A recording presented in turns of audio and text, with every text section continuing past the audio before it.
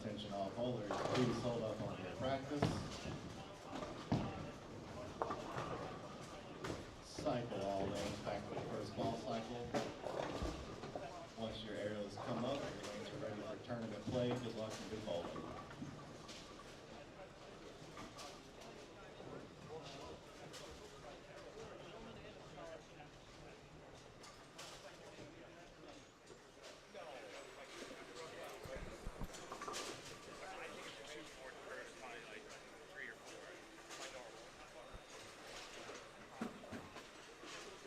Well, it is that time, ladies and gentlemen. It is that time. What was a wonderful Friday with great ball reactions, strikes, and sometimes too much entry angle. The Fairchild shootout champion and Sean Rash. The classic doubles shootout champions in Kim Ballaby and Chad Roberts. And now the official Bradley Open is underway on a wonderful Saturday morning in Louisville, Kentucky, live from Executive Strike and Spare. Game 1 of 5 here as we begin things on Bowlstream TV. Good morning to all the good people watching. I know for some it's early. So if you're up this morning, I appreciate you.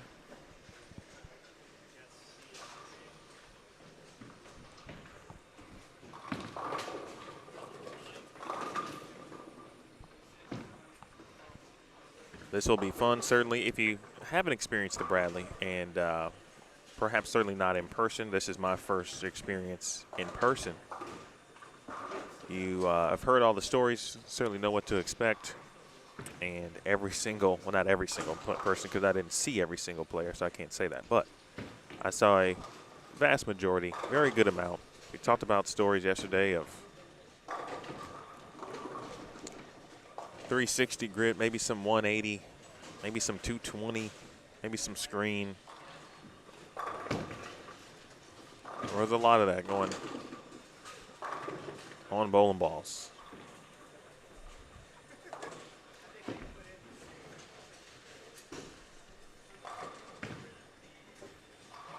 On 35 and 36, we start the day with Francois Lavoie,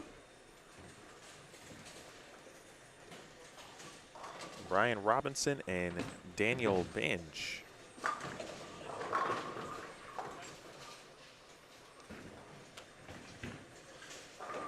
Then next door, 37 and 38, Tyler Slaubaugh, Chris Pollard, letters A and B, Matt Zweig, and Dwight Adams.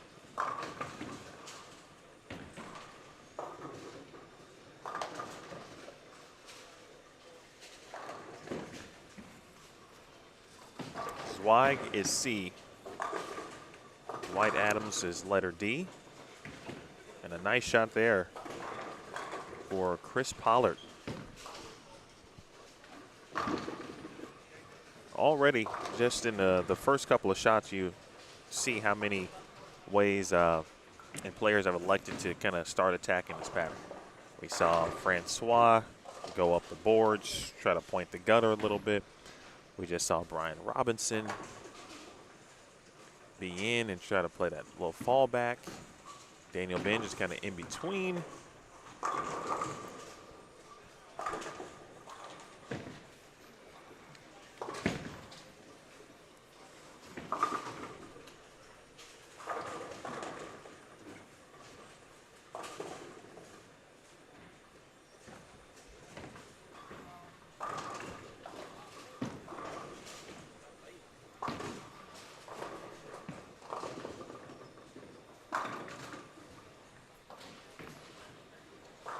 If you get to the 1-3 or the 1-2, that's certainly a good possibility. There'll probably be a lot of flat tens. In fact, there will be. There'll be a little bit of that as well. It's last year's cut numbers, just so you can have this in your mind. A squad last year to advance, and the top 50 from each squad will advance. There's also a Desperado squad today, or a re-entry that will take place after B squad. That'll be 2 games, 5 games for both A and B. If you want to re-enter, it'll be 2 games, and they'll take 8 additional players from that group. But minus 107 was the A squad cut number last year. Minus 73 was the B squad cut number.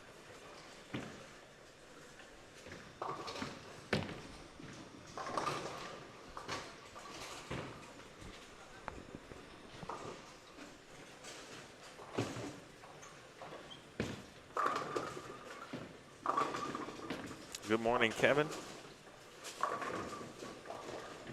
For those of you watching and you wouldn't mind, I am curious. Let me know where you're watching from. If you got up early, could be early for anybody. Maybe you just got off work. Maybe you had a good Friday night out, and you woke up and said, I need some grease and some bowling to cure myself.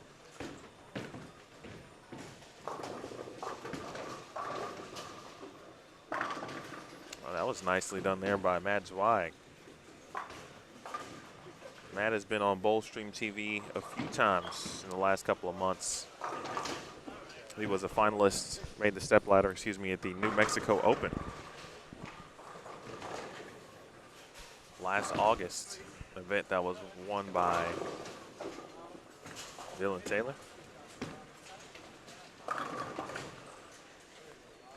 I would also appreciate, if you haven't already, to share on all of your platforms, if you wouldn't mind.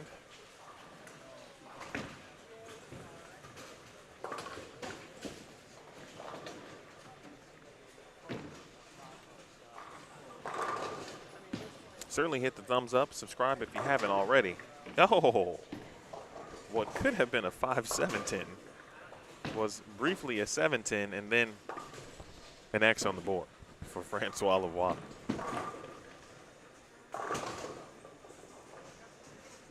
Appreciate Jason Utchwald, the staff here, Justin, Doug, Mrs. Utchwald, the family, the kids, everyone putting in work to make this event what it is. We had Jason on last night during the finals of the Classic Doubles Shootout. He talked about really just like any other high-functioning event or organization, whatever it is, there's a team. And he gave, and certainly rightfully so, all the credit really to his team and what they do behind the scenes. Nice shot there again by Brian Robinson. You see how some southpaws are attacking this. And Tyler Slawbaugh.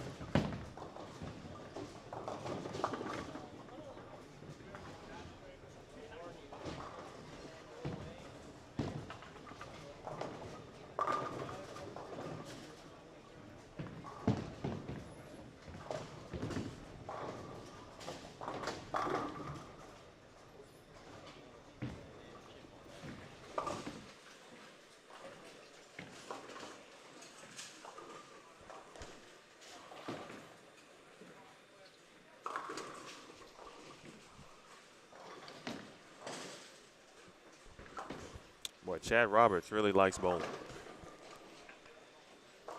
The man is up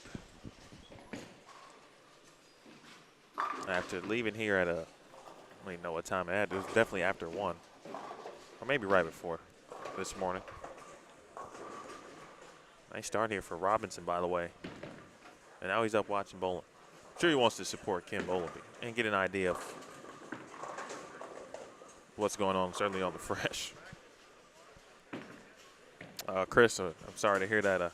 Get well soon. I appreciate you tuning in. Hello to Susan.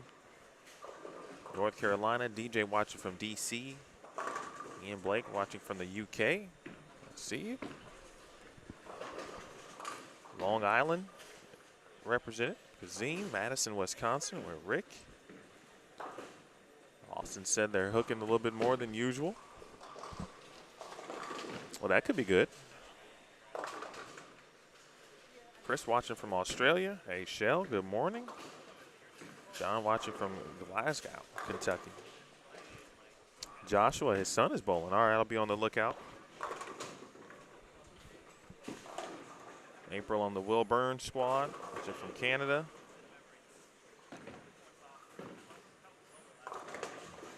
Deacon Will from Maryland.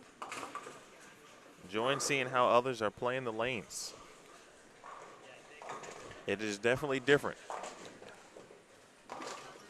Even just looking from where I can see. And even on our feature pairs here so far. Multiple ways to try to get this thing done today.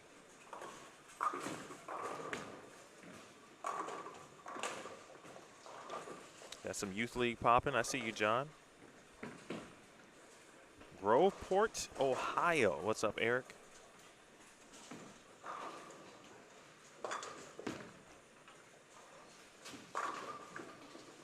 Well, let's see if Dwight can toss a three-bagger. That's got to push a little bit. You see him, I mean, right from the gutter. And then there's Brian Robinson doing it the exact opposite. You got to imagine bowling on something this challenging, and clearly it's a longer pattern. There's got to be a certain level of comfort you're looking to achieve early, because you're just trying to hit the pocket. And however you need to do that, whatever makes you feel comfortable doing that. I don't think there's a, like this was a tour event, for example. There'd be a universal or majority type of way to play the lanes, break them down. Now, having said all of that, I bet if everyone, took their 360 and 220 and all played like up 5. Oh, you good.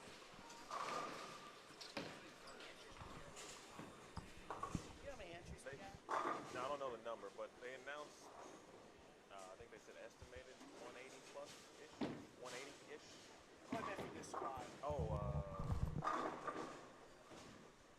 let me count. You got a sheet? Yeah. Few joints with 3. Yeah, there's 3 so far. This is half and half. I think it's around 8.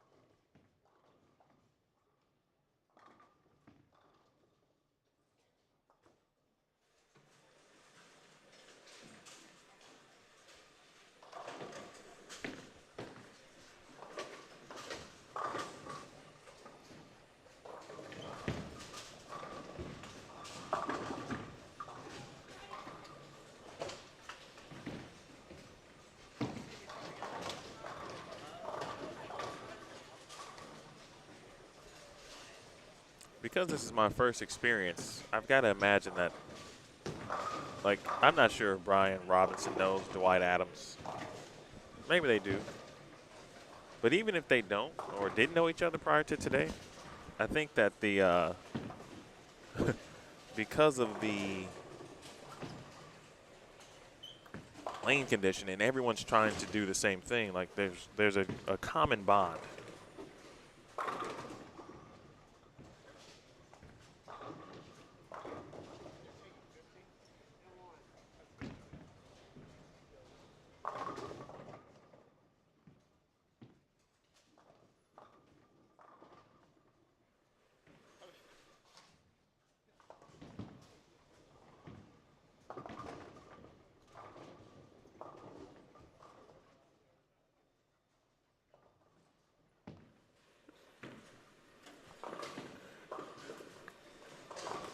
Those that don't know, Brian Robinson also is a pretty funny dude. We're having some off headset conversations.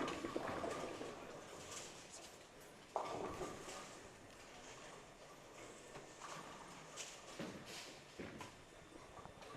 right, getting back to it on the chat here. Well, Francois has said, all right, I'm gonna move a little left and try to get this thing to 1-3.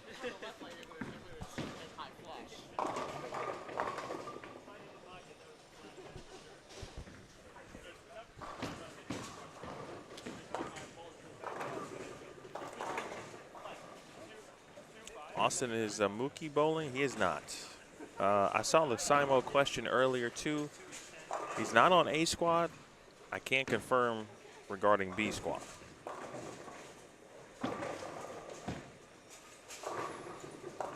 And unless Jesper changed his mind, he did bowl last night. I certainly would believe he'd be bowling today. But he is not on A squad.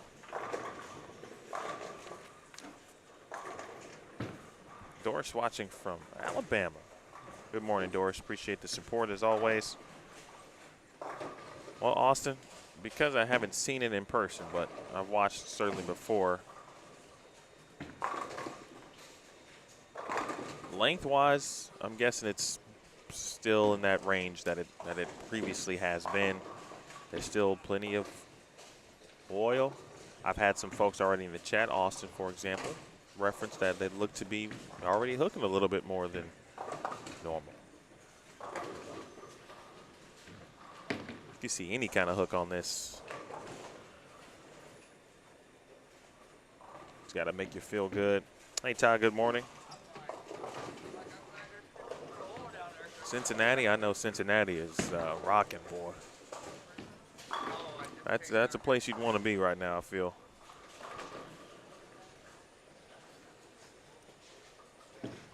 Should be a good time, I'm sure, tomorrow. You guys be safe out there. Enjoy it.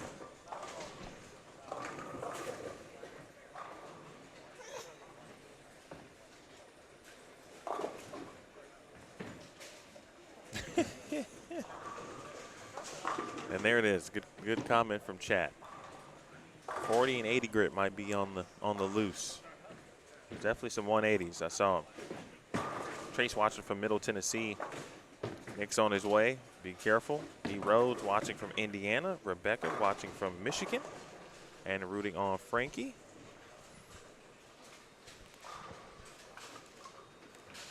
Well, so far so good after the move. I'm going to post some pictures and video, or a video. Really good shot there for Tyler. A pin on the Bullstream TV Facebook story. Got Nick Pate taking care of business. I think he was using 360.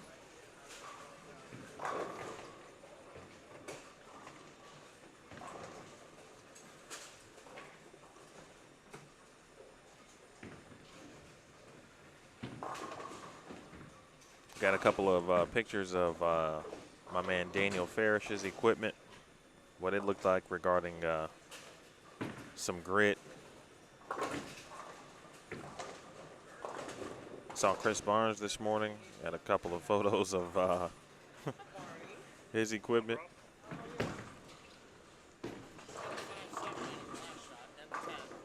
I'm going to post those within the, hopefully within the next couple of minutes.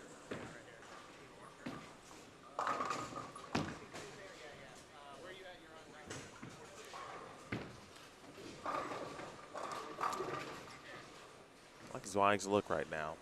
Waba looking for 5 in a row. Push.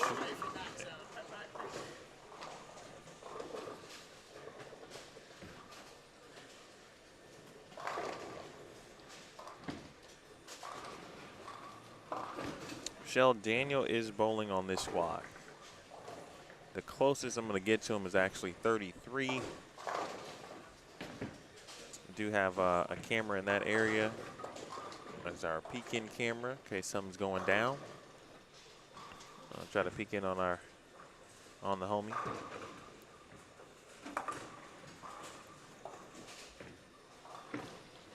Well, there's no doubt, CG, that 180, 220, 360, 500, all in play. I saw all of those pads or actual sandpaper.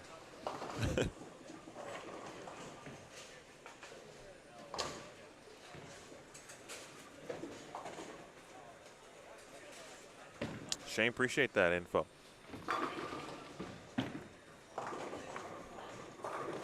Jason Utchwald told a good story, actually involved Daniel. And he told the story about, I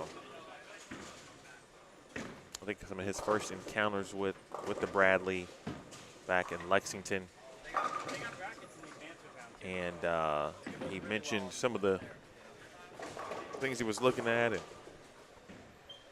you know, he tweaks the pattern every year. It's not the same every single year. There's some tweaking done to it.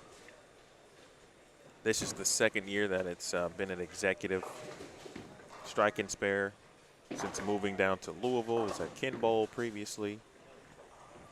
But he mentioned Daniel actually told him that last year's pattern played much closer, or the closest perhaps, since an excellent shot there for Dwight.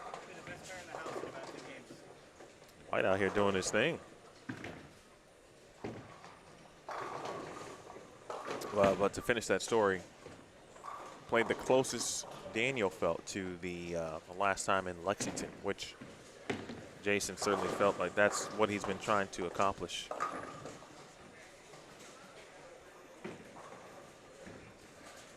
The roof shingle idea seems to be a that was a common thing thrown around. I tell you, man, there's one thing I know after watching Frankie Bowles for as long as I have now at this point in his career. And not just on tour, but other high-level events such as this. He bowled the New Mexico Open. Runner up there, I mean, if it's tough, man, he's always going to generally find a way. It's just so good.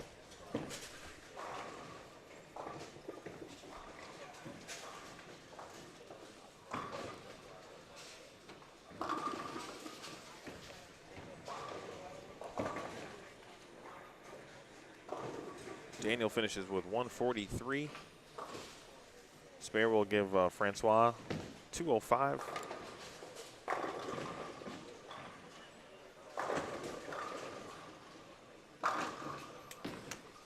Nice shot. Boy, Zweig and Dwight Adams look pretty comfortable out on the gutter on 37 and 38. Yeah, I got like 5 shells up off that. Here, what else do we hit?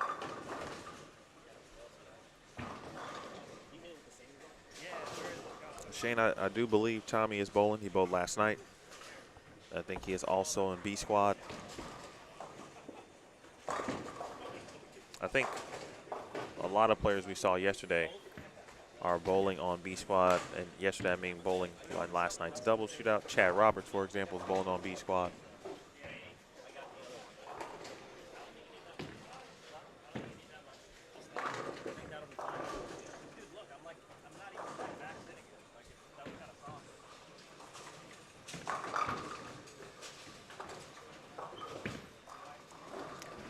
Excellent shot. All right, 192.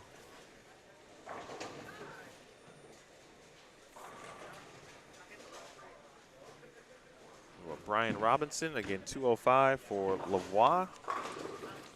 And 35 and 36. All done after game one.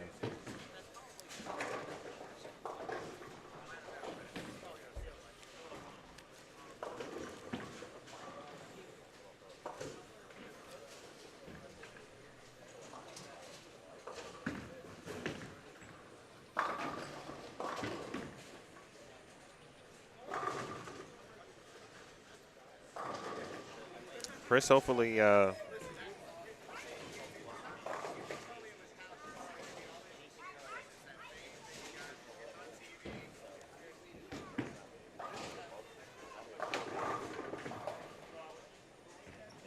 lane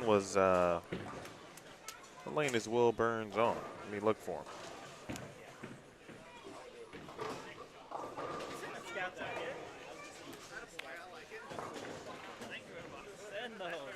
Shane, I'm gonna take a photo of that comment just so I don't forget. I woke up and I was like, When you got two kids, I'm like, bro, I need some. two young kids like me, the old memory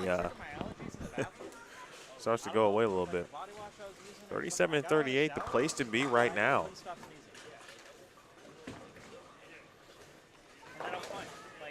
Look for Will Burns. I don't know. Let's see. Will Burns is going to be on 37 and 38 in game 5, actually. Chris, he started on 49.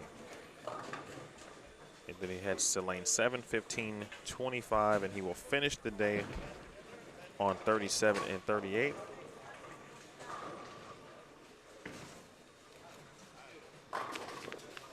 (39 and 40) are actually one fill shot away from being complete. That's a pair with 3 bowlers. 33 and 34 also have 3. There are a few a few pairs with 3. So keep that in mind from a pace perspective.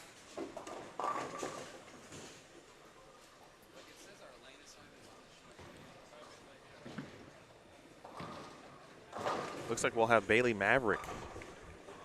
35 and 36 was not kind to Bailey during yesterday's doubles shootout. I think he left at least 3 9-pins. Probably won't have that issue this morning.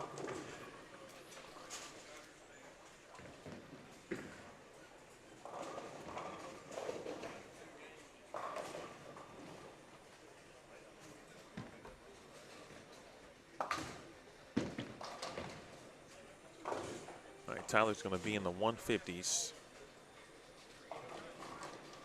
Dwight Adams with a really good chance, good opportunity to start well here. 9 spare, 9 spare, strike, 9 spare, 9 spare, 7 spare, 3-bagger. Can he make it 4? He can.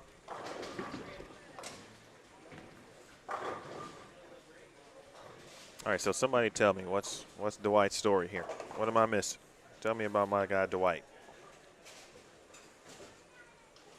He's out here putting in work early.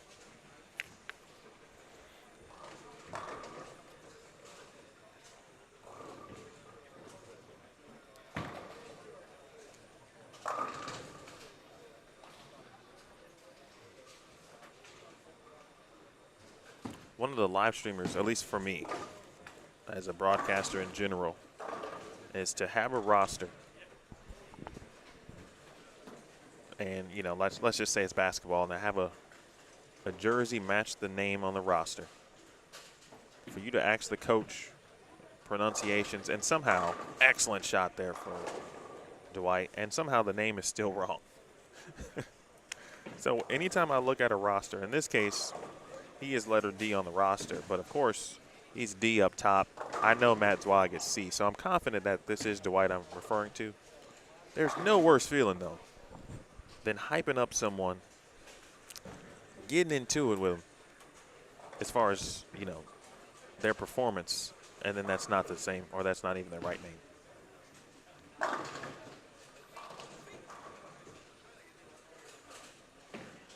Reese telling me Dwight is from North Carolina. I like his game. And I'm watching him on the tough stuff for the first time ever seeing him. That tells me a lot. Excellent game one.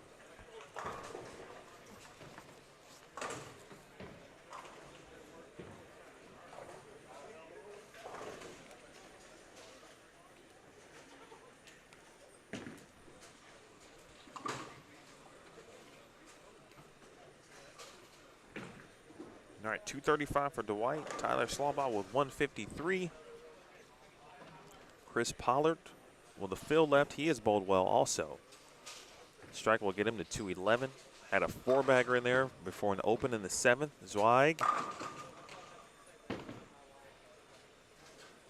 Good throw it, man. Shout out to Arizona State. Matt Anderson, yes, that was Tim. not taking any chances.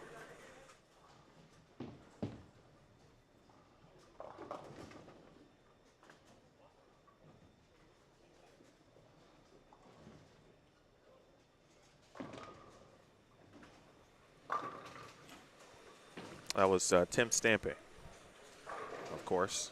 Seen him a few times. 210 for Chris Pollard.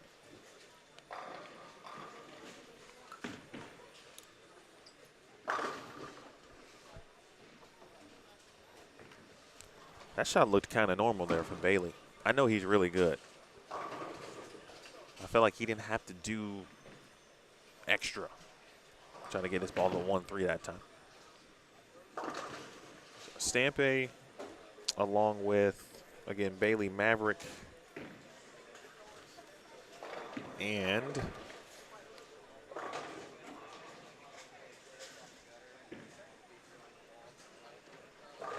I'll tell you in 1 second, as Zweig, indeed.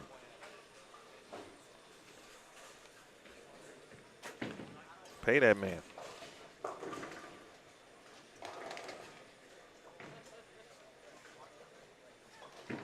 Wayne Jakes. Wayne actually shot, what was he bowling? Singles? 270? 277, I think, in singles yesterday.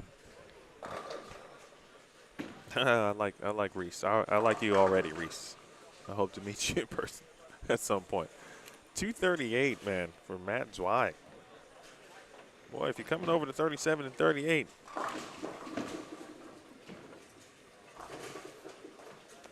And no relation to any ball company, but that was some damn good bowling. And we're on officially not a game two. Here on Bowlstream TV. Hope you got your coffee. That's actually what I need to get right now. So I'm going to take a small break. Go get a little coffee, some tea.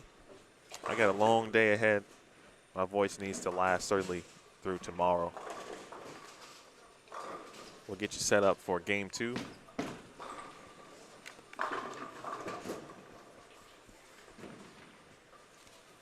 Coming to the stage. Game two, Jamie Hampton, Cameron Fritz, and Ricky Fuller. Jamie Hampton also bowled well in the single shootout.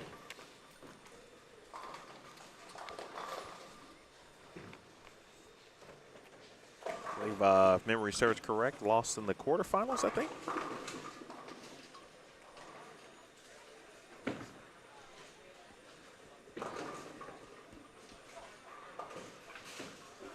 All right, good people enjoy it. I'll have a good time.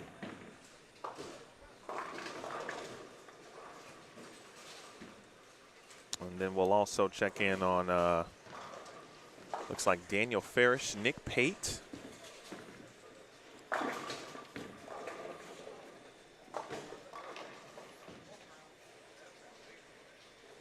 Robbie Oakleaf and Bob Hale. That's a pretty good group there as well over on 33 and 34. All that next here on Bowlstream TV.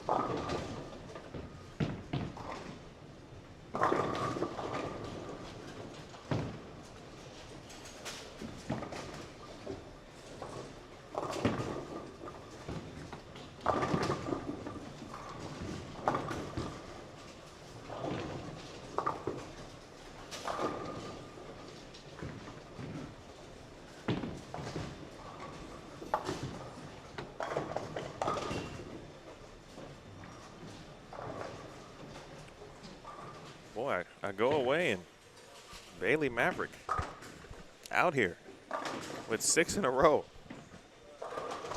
Wow.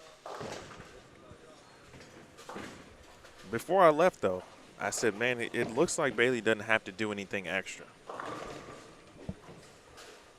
He looks comfortable. I didn't see what happened in game 1. All I can tell you is right now, he's got the front 6 here on 35 and 36. Welcome back to Bowlstream TV. This is Game 2, the 2022 Bradley Open A-Squad qualifying.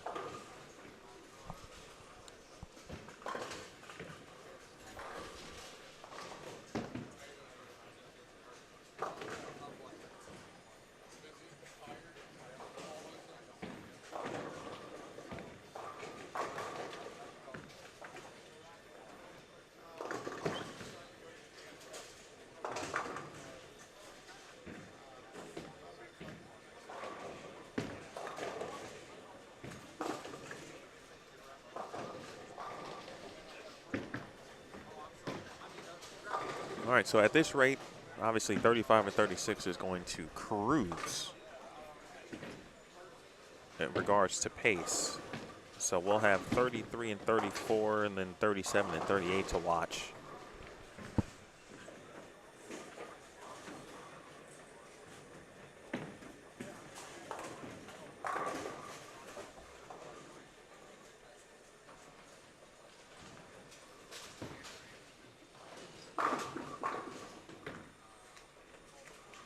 Tim Stampe not playing around. No games being played. He's cutting right to the chase. Not trying to hook it, not trying to rotate it. Ball to pins. I'm taking my best chances.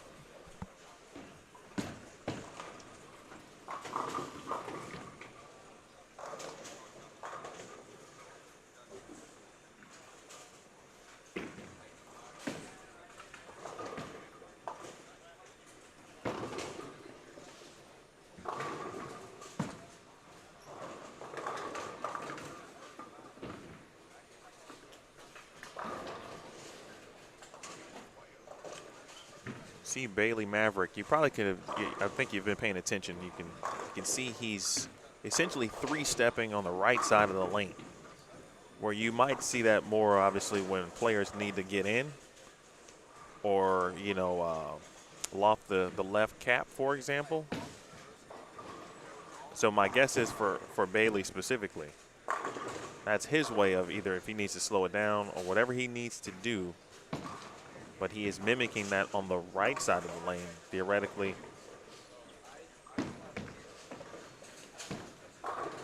Keeps him slow.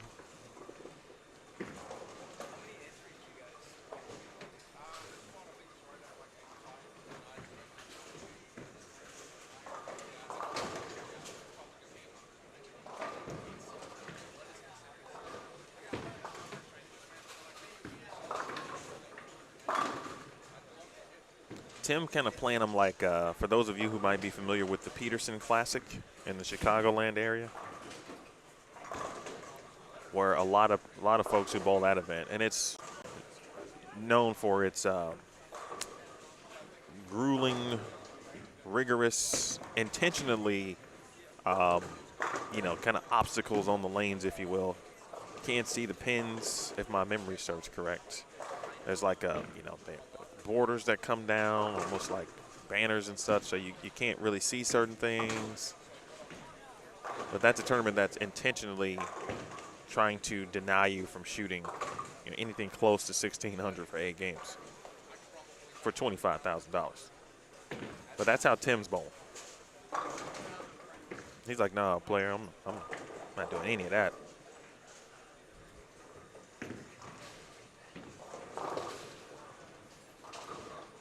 That's also someone who will put a lot of trust, has to put a lot of trust in their spare game too. If you're bowling this tournament, actually, your spare game needs to be up to par because you're not going to strike every time. Bailey Maverick right now is proving us completely wrong about this theory. And we'll see what happens here the rest of game 2. Hit that thumbs up while y'all here, folks. I appreciate it. Daniel Ferris just off to the left. First double, he is clean through 5. All right, Maverick, front 7. The talk of the town right now. I'll hook a little bit. All right, so we know that this is still the Bradley based on, because if that ball had hooked, I was going to say, well, Bailey Maverick's got the world. He missed right there. You saw it. One had no chance. You still got to go right to left, certainly. Excellent run, though, and a very good blueprint.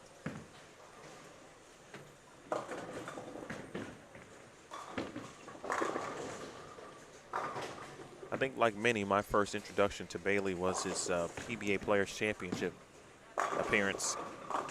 Well done.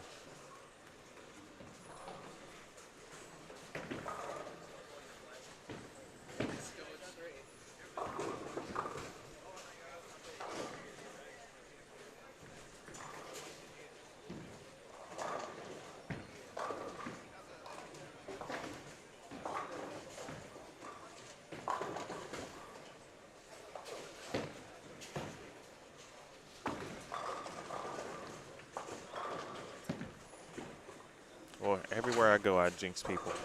The black cloud just always follows. Talking about spare games.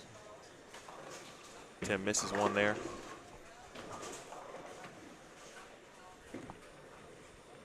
Hey, Rebecca, by the way. Appreciate you tuning in. Thank you.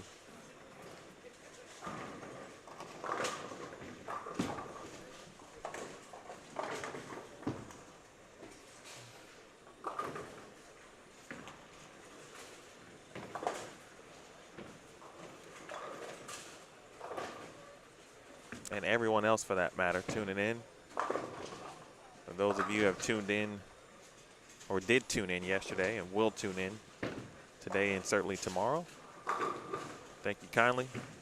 Jason Utchwall also thanks you as well, the tournament director and the entire team. That's much better. Bang.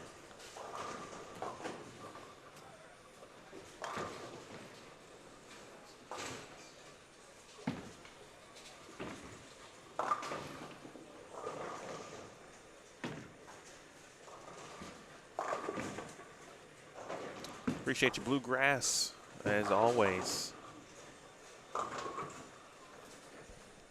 You know, man, there's a lot of fun in this bowling thing, especially in the seat that I've been sitting in for several years now. You get a chance to interact with good folks in the chat, and especially folks like Bluegrass, for example, who essentially has followed me through or from multiple platforms. And I really appreciate that, man, I do.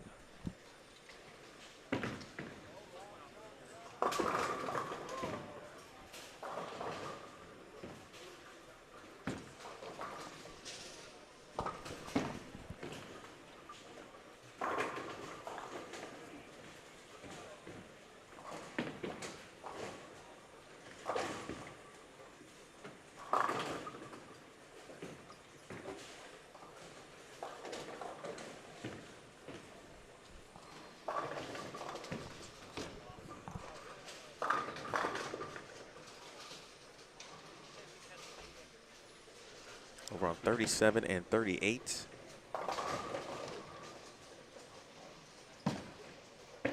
Mr. Hampton. Get out of there.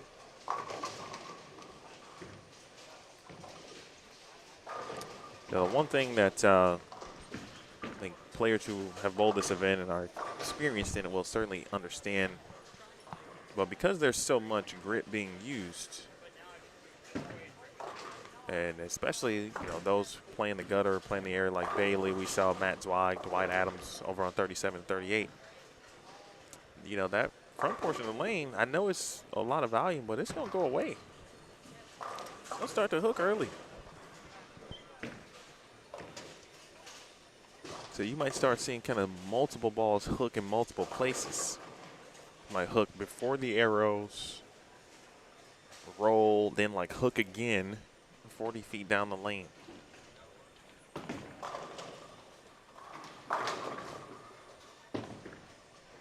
Well, good shot, 10 pin there for Maverick. I heard you, Todd.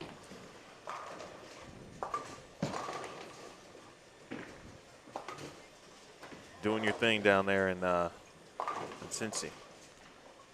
Whenever I can actually go bowl a tournament, I would like to try and support your efforts.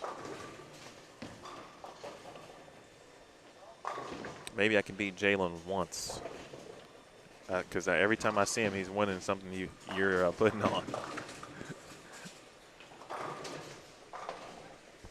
If you are just joining us, again, this is game 2. A squad qualifying. Wayne Jakes, Tim Stampe, Bailey Maverick on 35 and 36. Jamie Hampton, Cameron Fritz, and Ricky Fuller on 37 and 38.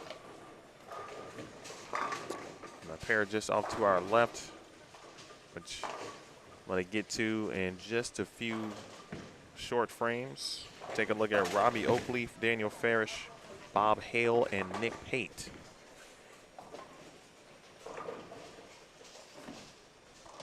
The spare will put Maverick in the 250s.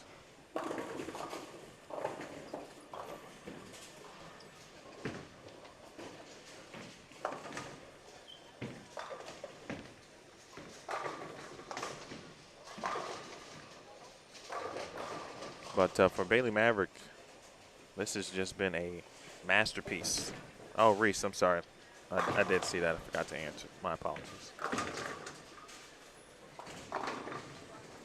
Ball change to get a look.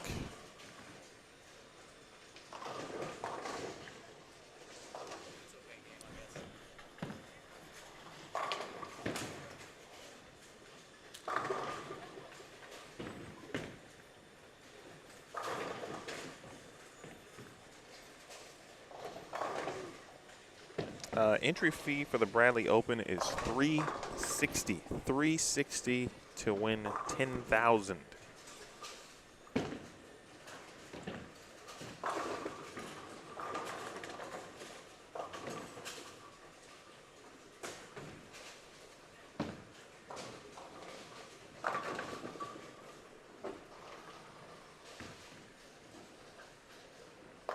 Interesting enough, Darian, the Hoinky may have been the actual last tournament that I've actually bowled, and that was a few years ago.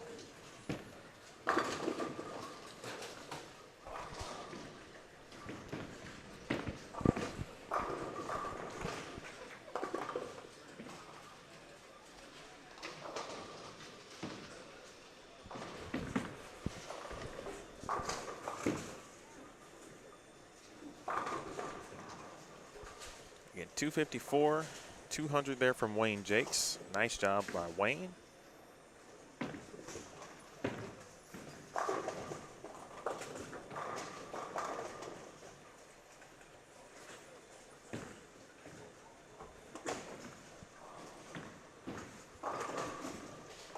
All right, strike will get Tim to 183.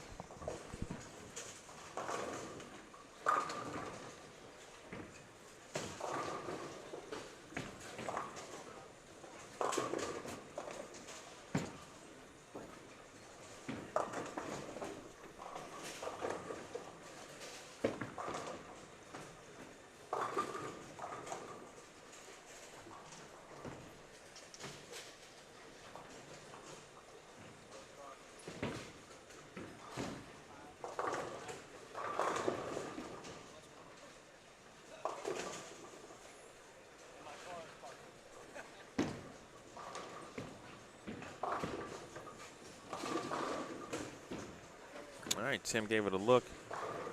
Hook it a little bit, see what would happen. 181.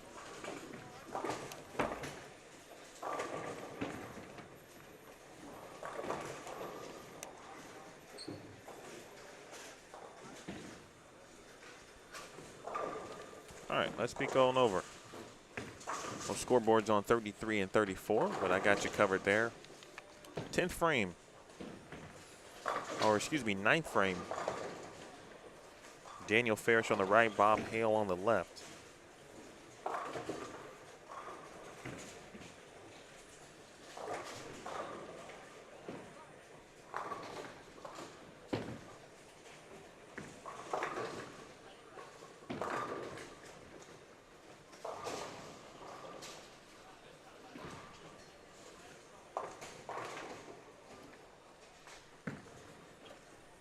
Well, let me double check these names again.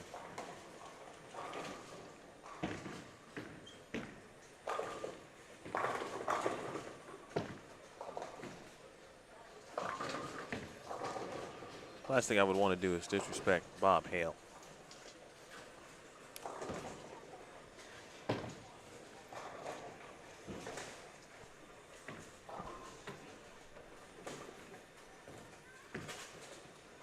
All right, I got some scores for you guys too after one game. How about that? Appreciate the staff. Let's go, Bradley Open staff.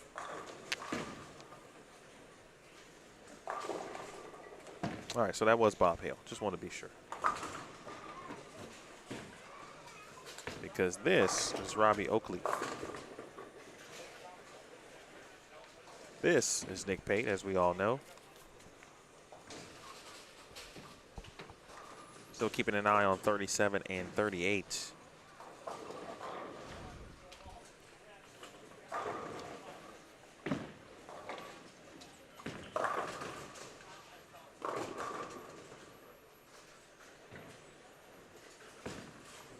With Hampton, Fritz, and Fuller. Jeremy Coulter, I believe, is about to bowl on 35 and 36. Hello, Jessica. Appreciate you watching. We've already got a couple of good folks hoping to see William Burns. And by my schedule, he is supposed to join us on 37 and 38 in Game 5. If you're curious just about his lane schedule, again, from what I have, he started on 49, now is on lane 7 and 8, lane 7 and 8. Moves to 15 and 16 for Game 3, 25 and 26 for Game 4, 37 and 38 for Game 5.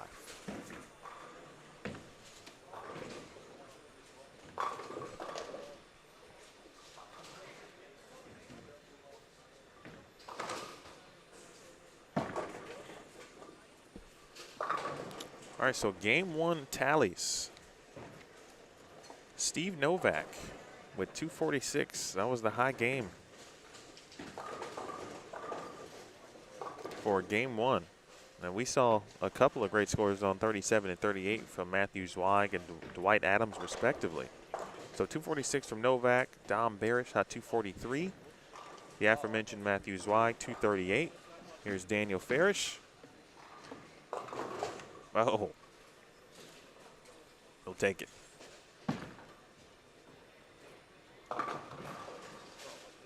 Nick Pate shot 172.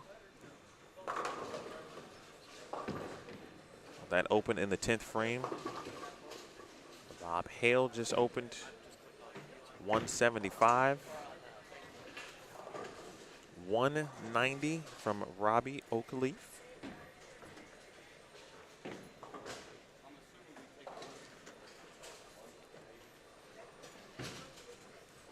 Daniel Farish missed back-to-back single pins. I don't know if I've ever seen him do that in my life.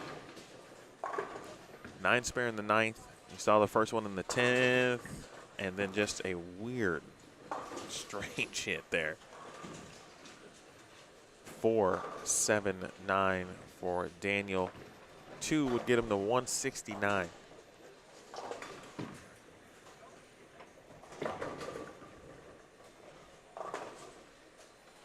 Giancarlo Morelli. Let's see. Giancarlo. Where are you? Giancarlo is going to be on 35 and 36. You picked the perfect individuals to watch. Jessica, you'll have both of those players in Game 5. Oh, appreciate that info, John. Yeah, I like what I saw. I like this game. Just in the small sample size I got right there. Daniel does finish with 169. And we're back on to our featured lanes here. And now also officially into game number 3 here of A Squad, moving right along.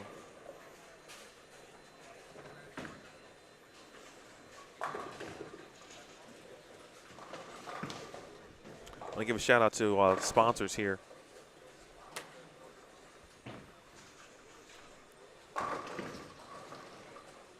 QubicaAMF and Motiv, major sponsors here of the Bradley Open along with CTD creating the difference. High Five Gear, the 7-leaf brand. And of course, Classic Products.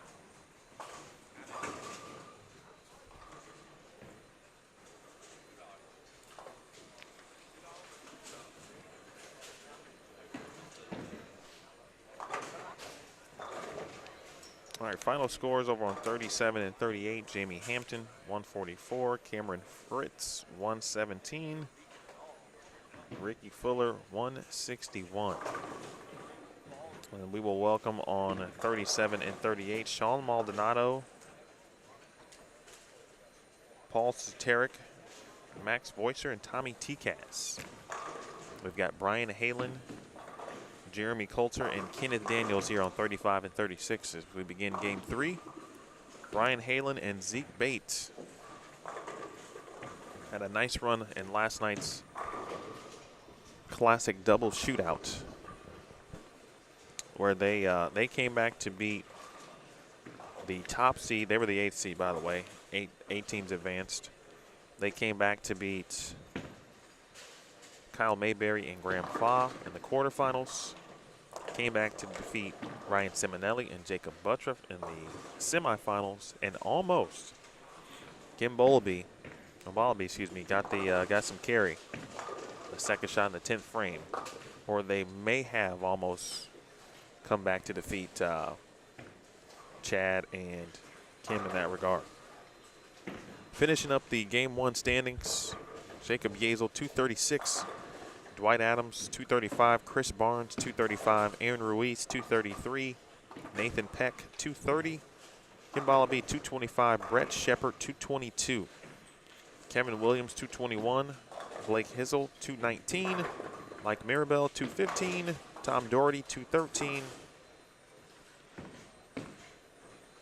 Paul Soteric, make sure I get that correct pronunciation, 212, Mike Rubin and Thomas Larson 211, Zach Sanders, Chris Pollard, Brent Calhoun 210, Brent Boho 206, Tom Hess, Francois Lavoie 205, Jalen Mosley 204, J.R. Raymond 200 even. Well, 25 players got to even or plus in game number 1. If you have any particular names that you're curious about and how they performed in game 1,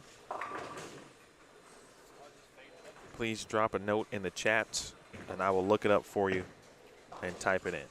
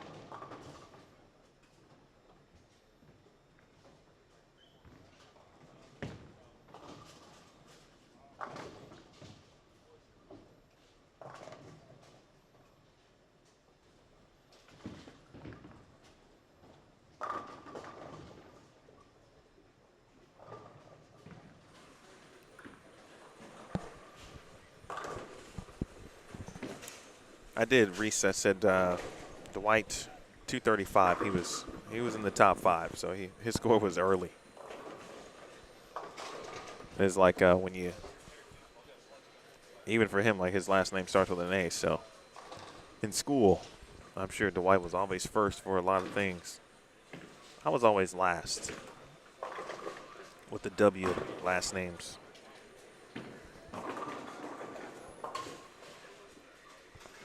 Cut number after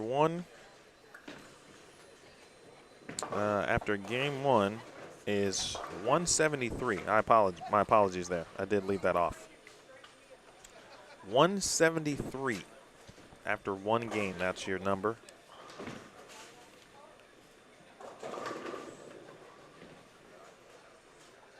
Minus 27. All right, I see we got some questions. Reese, I haven't seen Dwight's second game. I only have game 1 scores. So as soon as I get those from the staff, I will read those off. I don't know if they're being posted on the Bradley Open Bowling Tournament page, but that would be the place to check. I posted some scores yesterday just because I know the staff did not have a chance to do that with all that was going on during the singles and double squads. I appreciate the support of the Bullstream TV Facebook page. I am going to post those videos that I talked about too, those pictures on that story, and I'm going to do that as soon as I get done with these standings. And your questions, by the way. Be careful there, DC. We'll be right here.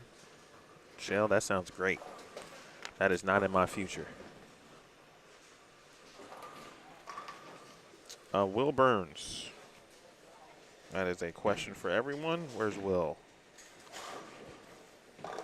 William shot to 164. 164 game 1 for Will Burns. I saw one more from Ramon. There it is, Jeff Bonte. Where is Jeff? Jeff.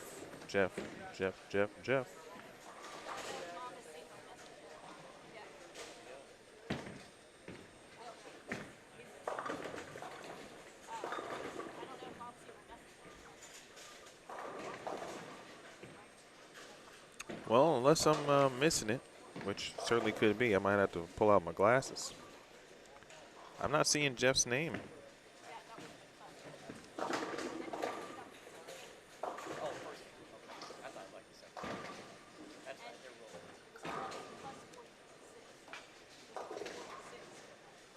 I don't see his name.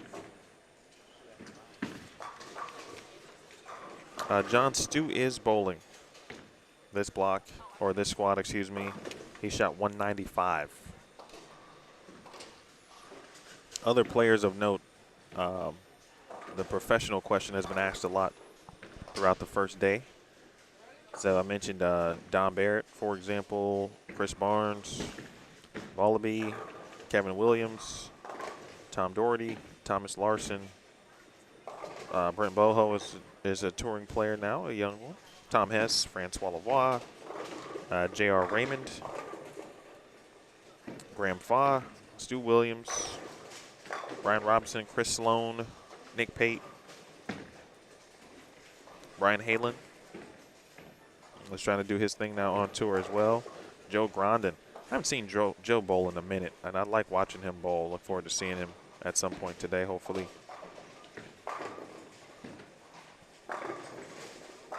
Bailey Maverick, by the way, shot 158 in game 1, and we just watched him shoot 254. So he's going to make a nice little jump up the standings.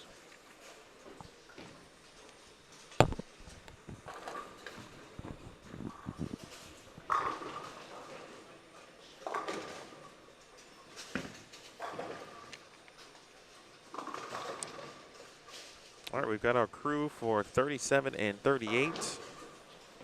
Tommy T-Cats will enter your screen here on the right side momentarily.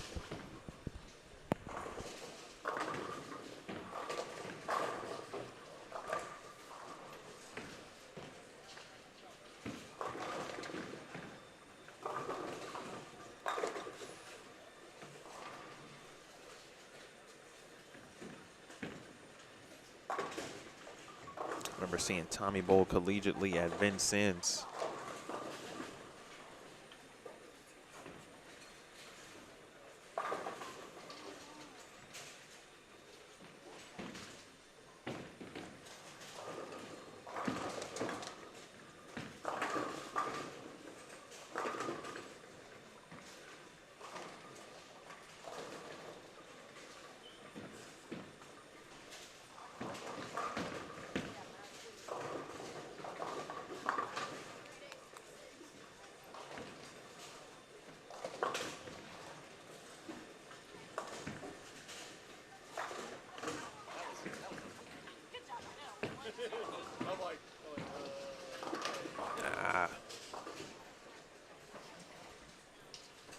nearly made that Dick Coulter. If you haven't got a chance to look at or understand or know who Brian Halen is, he's a standout collegiate player at McKendree.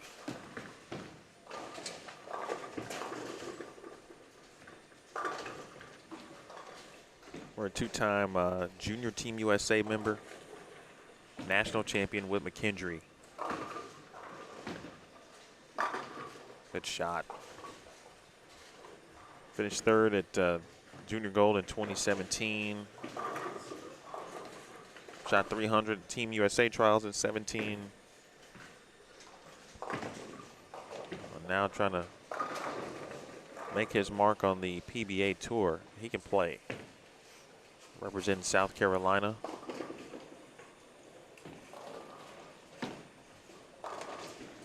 All-American at McKendree.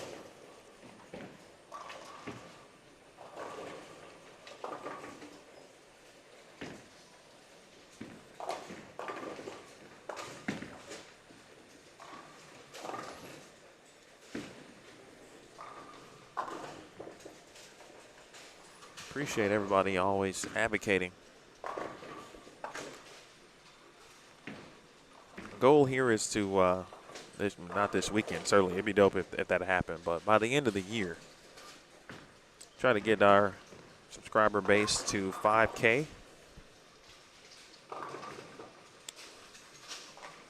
I'll be experimenting with some, certainly thinking about, and at some point experimenting with some additional content offerings. I don't know what those will be yet. Everyone's got a podcast now, so I'm not sure if I want to do that. I do want to do it. So I'll figure out a way to make it a little different. But right now I can tell you the next event coming up. This one's specific to high school bowling in the state of Wisconsin, but the Wisconsin State High School Bowling Championships. Their finals on March 6th. That's the next scheduled broadcast for Bowlstream TV. They got several more in the works. Unofficial yet, so can't name them until the ink is dry, if you will.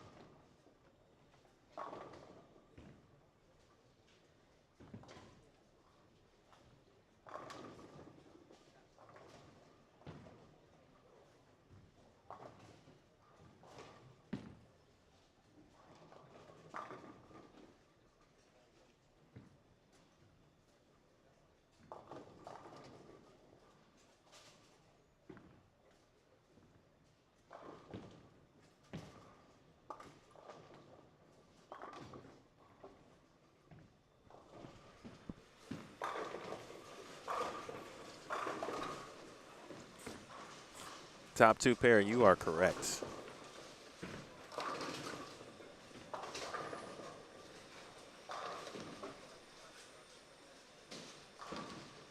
It is easy to do. But dare I say, after watching a full 2 games now, there might be just enough of an inkling of friction down lane, as they talked about with so much surface going down the lane.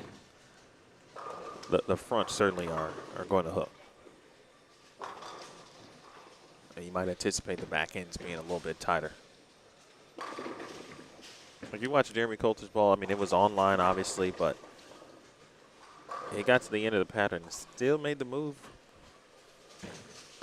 You just need a little bit.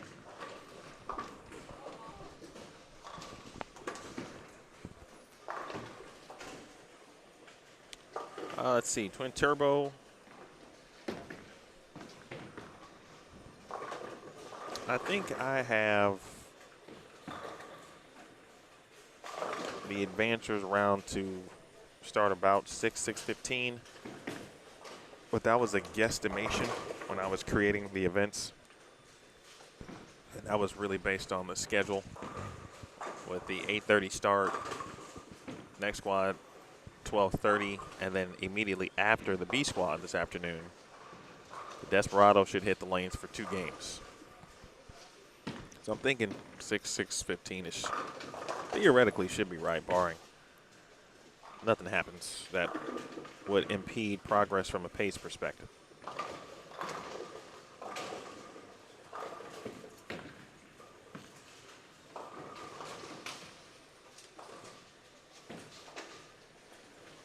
Just to reiterate who we're watching.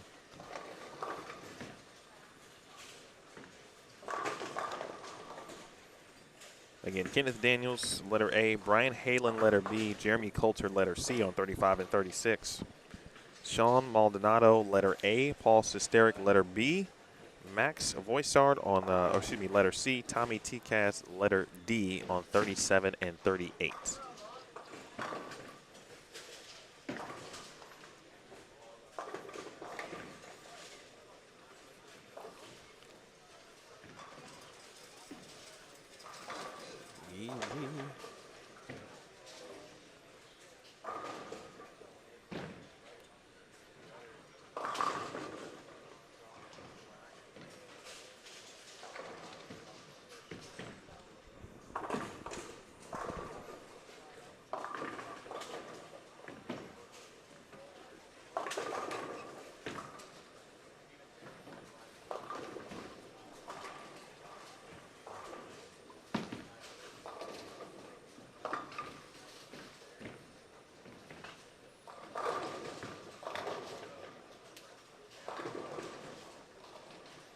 We got J.R. Raymond, Graham Fa, and Brent Boho on 33 and 34. I'm going to take a look at them at some point soon.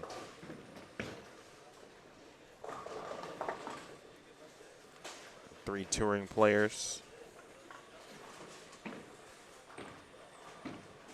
Anthony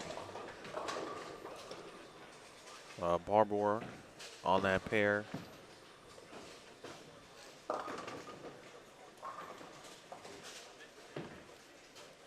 Or Barber.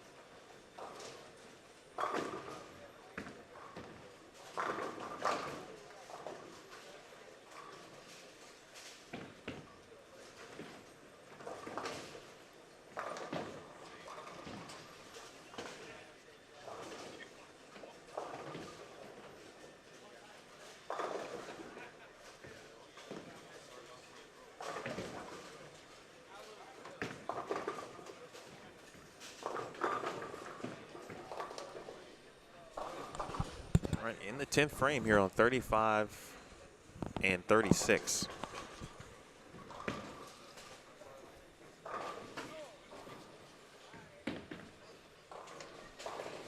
Open frame there, fortunately for Mr. Daniels in the 10th. He shoots 152.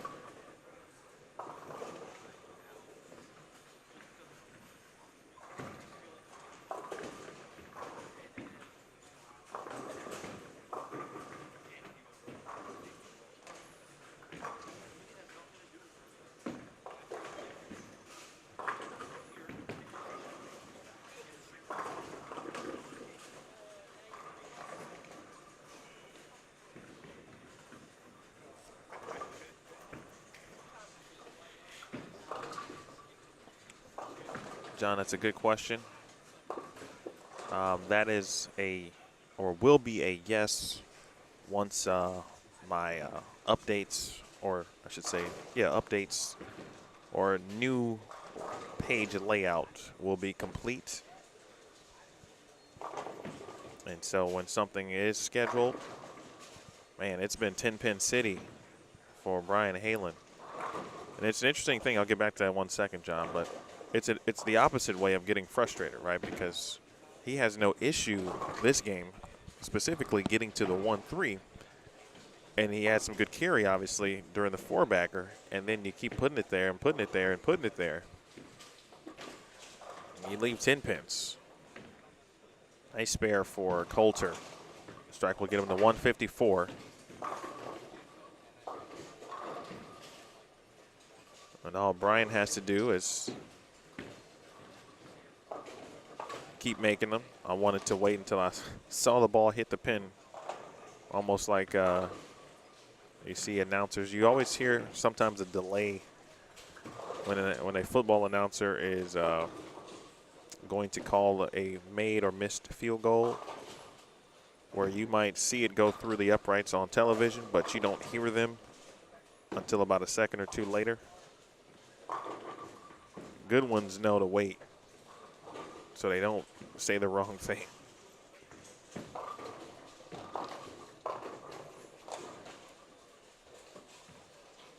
It's a well-bowled game, though, from Brian Halen.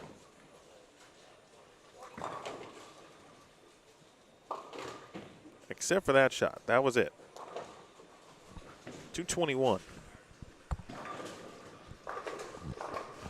But to finish the question, John, that's on my list, and that will be a new addition to once the site is updated in its completion. Thank you for that question.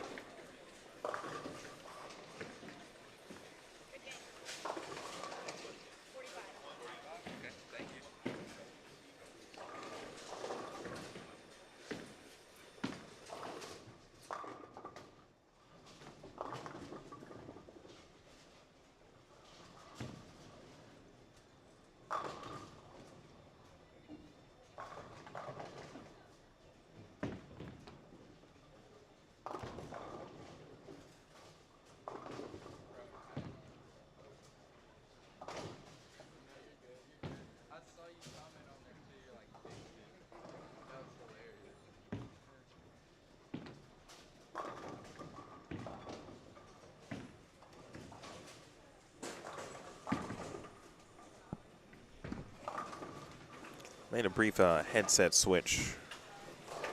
Not that that means or matters to anyone. I'm going to go with headset number 2 right now. Bluegrass, more likely around 7. All right, I'm going to make that change.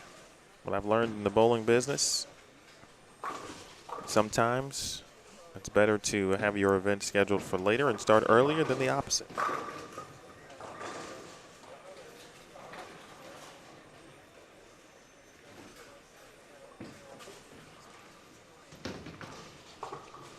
I might show a little bit more love to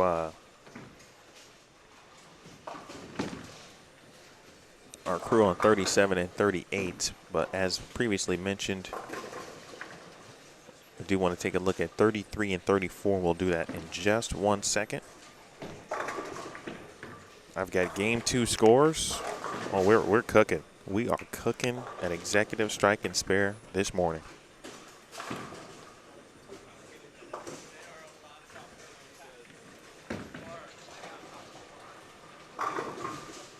All right, and that change has been made on the Adventures Round event to 7 p.m., give or take. TCAS, that's got a chance. Good shot there, 4-pin, representing the Red Sox. Okay, Tommy.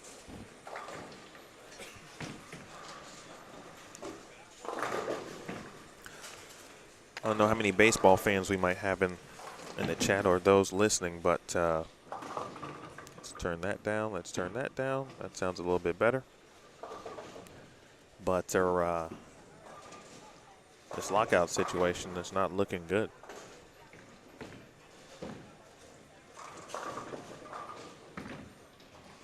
it'll get done, but I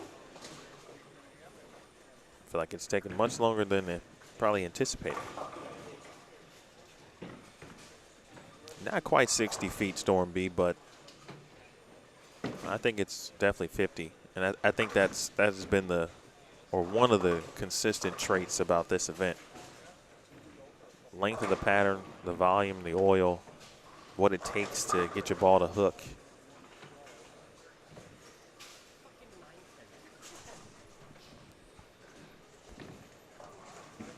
Maldi.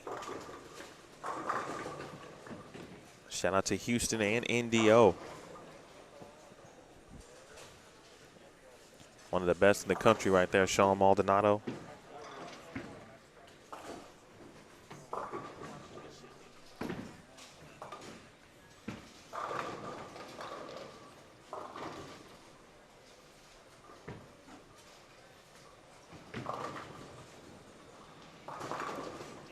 Oh, Fred, my man. You've instantly moved up into the top Bullstream TV viewers by that comment right there. You and I can vibe. I'll see you at the park, at the rate.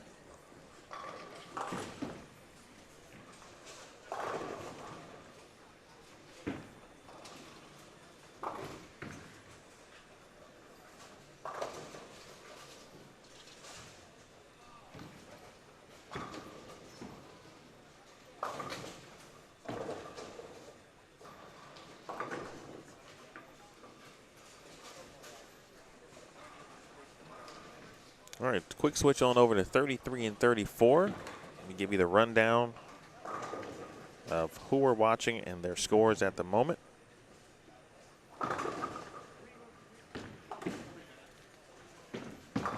Well, it's Anthony Barber, Brent Boho about to step up.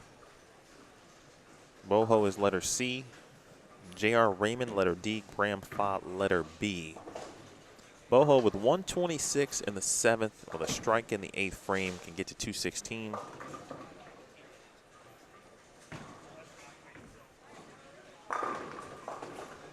Good shot, big double. As he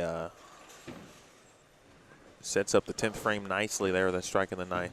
Barber with 117 in the 8th, working on a spare and a 5-pin to deal with. Well, I tell you what. 5 pins are, 5 pins can be tricky. It's one of the best comments ever made by my guy Mark Schofield, former Lindenwood teammate of mine. 5 pins are tricky.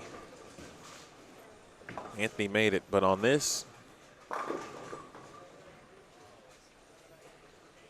better shoot straight at it or really trust your game and your accuracy, because if you miss right, you might miss a 5-pin on this. Big shot there for J.R. Raymond. Raymond's got 108 in the 8th, and that strike in the 9th frame, so he can get to 168. Graham Fobb was on a 4-bagger, a split in the 8th frame, and there you see the 7-pin. He's on good pace to get into the 220s at this point, at least the 2 teens.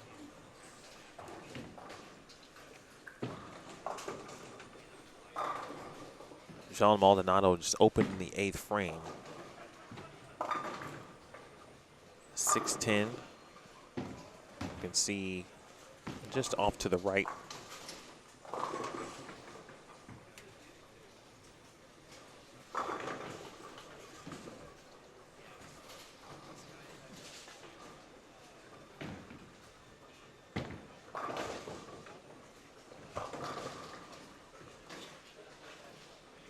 Had a nice conversation with Graham Fa after his victory at the Players Championship East Region Finals. I wrote a recap for PBA.com. And he was just obviously happy to be back kind of in that environment, back in a major situation. He's already a major champion. He had also made an equipment change as well, and He mentioned, when you make a change like that, sometimes you kind of want to prove yourself a little bit. And he came out firing.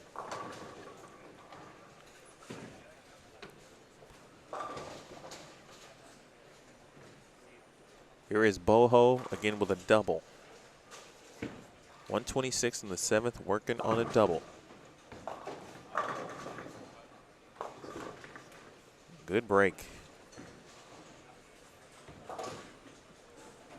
One right a little bit. That's the one thing certainly you can't do. There's not that level of hook out here. That's for sure.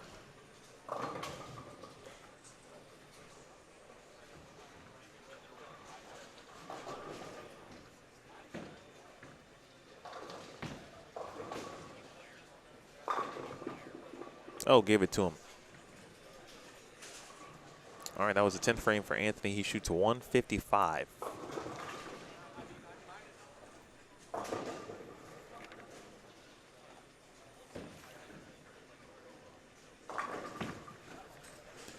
Coming up next on 35 and 36. Zach Sanders, Gene Perez, Aaron Ruiz, and Jacob Rowan. Then on 37 and 38 for game 4, Tom Doherty, Thomas Larson, and Zach Newman. Zach Newman, who shot 300 during the double shootout last night.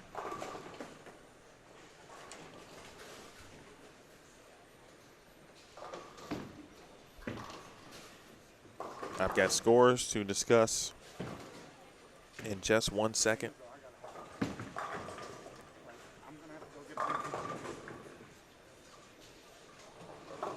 And certainly not what Graham was hoping to see in the 10th frame. I think Brent Boho went to check out a different piece of equipment. While we wait, let's check out Maldi here. Maldonado's 10th frame.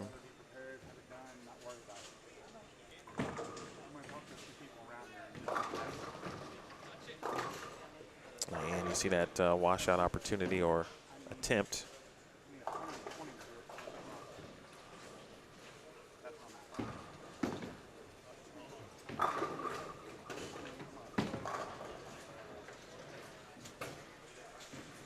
Let's see what Boho has to offer here. Tried a different ball. Holy heck.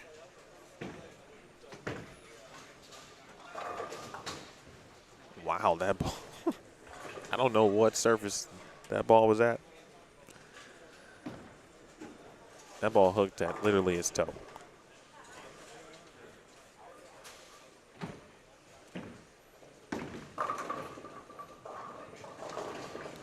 Well, for TCAS, the left lane seems to be the better of the two. He has left a bucket on the right lane, crumbled a bucket into an 8 count on the right lane. I don't think he bowled bad this game by any stretch. And he is the best he can do is shoot 164. J.R. Raymond with a 4.710.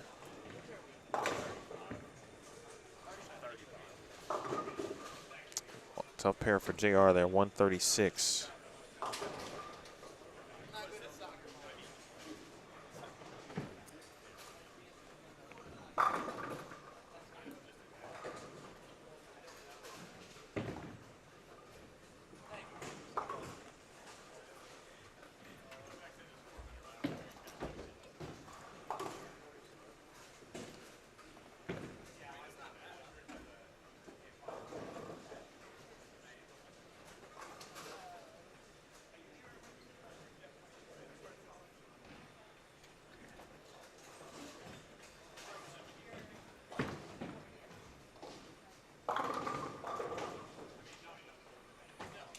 All right, 182 for Sean Maldonado. Again, we'll talk about game 2 scores as soon as they get done.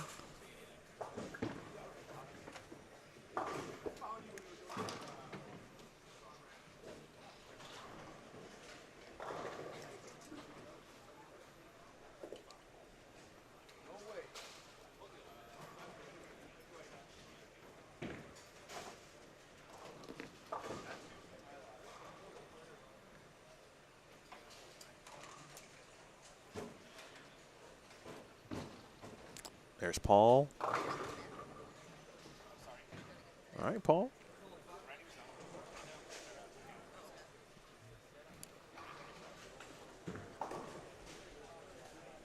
'20 champion Kim Ballaby. 2021 runner-up Kim Ballaby. Over on 33 and 34. We'll take a look at how a past champion and runner-up, and also last night's double shootout. One half of that squad with Chad Roberts is attacking the lanes this morning. He's on the pair with Stu Williams. And then Paul here to finish things out on 37 and 38. Oh, nice shot there. Two good ones here for Sesteric. Unfortunately, a single pin miss in the 9th. He was working on a three-bagger at that point.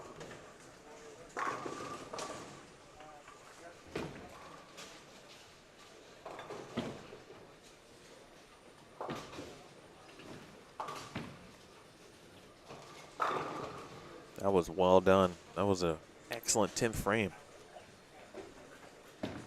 I know he's not pleased about that single pin miss.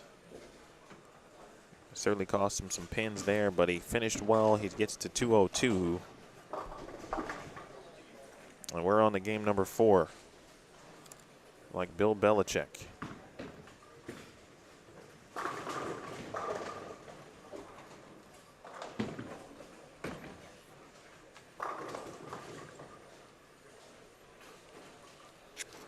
All right, again, 35 and 36 to recap. Zach Sanders.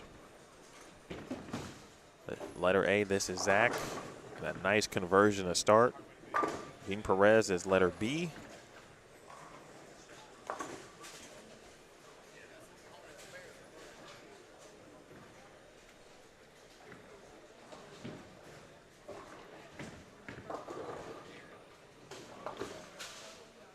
Letter C, Aaron Ruiz. And perhaps letter X on this pair is Jacob Rowe.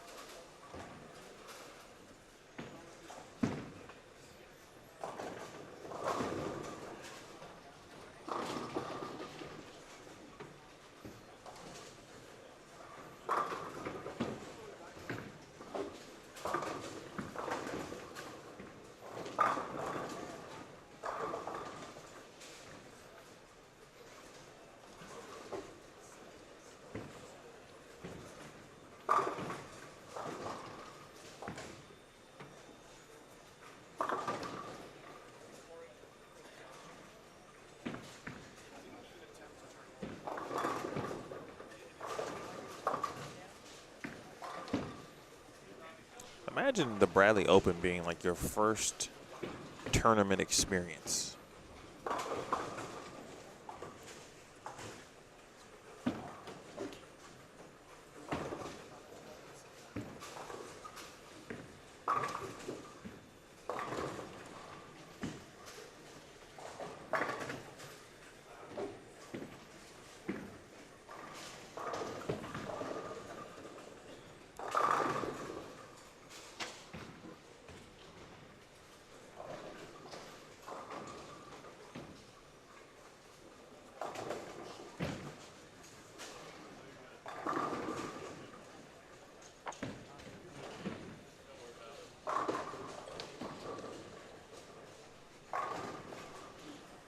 It's actually a good question.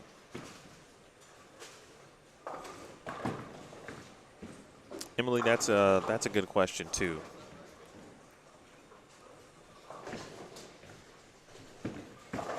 But we do not, or I should say, I do not have that information. And CG is right; they don't release anything about the pattern. I think the good news for players who've bowled the event in the past is they typically have an idea of what to expect. It doesn't, I can't say it doesn't change because Jason last night told us that they do tweak it. But I think the main frame of what they use, if you will, doesn't really change.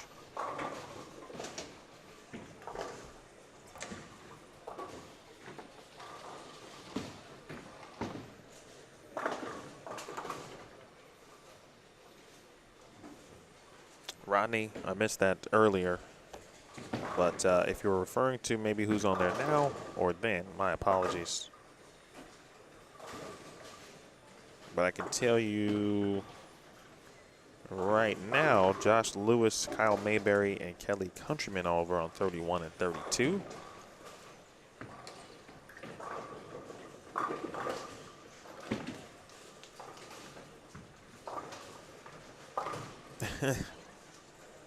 Appreciate you, Tina. Tina is a great example of how being in the bowling world keeps people connected. Because we bowled collegiately at the same time. In fact, we both made national championship shows in the same year. 2005 was a great year. Shout out to West Texas. I will show Stu in just a second too, by the way.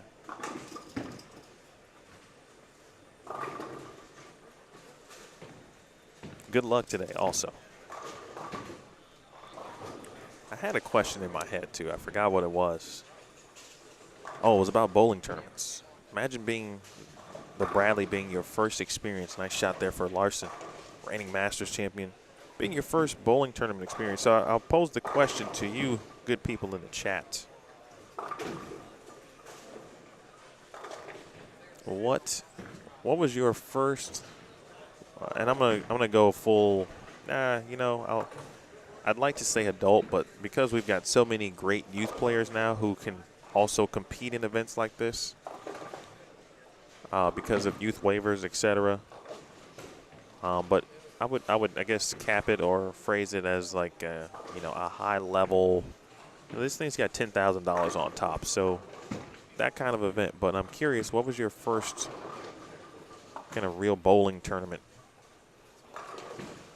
Maybe in the adult world too. When you made that jump up and said, all right, I'm going to test my skills and see what happens. What tournament was that? Feel free to share. We'll read those answers. We'll chat. I see we got about, we're pushing. We're moving on up in the world of viewership. I was Stu Williams just off to the left. Stu right now, let's see. Stu has bookend strikes in frames 1 and 6 with 9 spare, 8 spare, 8 spare, 8 spare in between.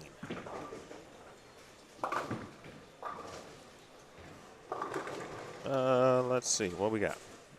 Nikki, that's funny.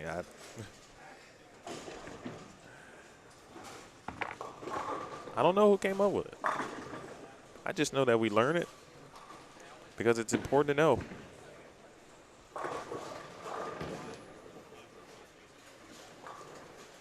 Hugo, I haven't seen any on this squad as of yet. I'm not saying that there aren't any women bowling. Actually, you know what? Jody Wessner is bowling. I know that to be a fact. I'm pretty sure she's bowling on B squad. So there's at least one. There were several women actually last night bowling doubles. Not sure if they all are bowling this afternoon, but Jody Wessner is going to bowl this evening. Or this afternoon, excuse me.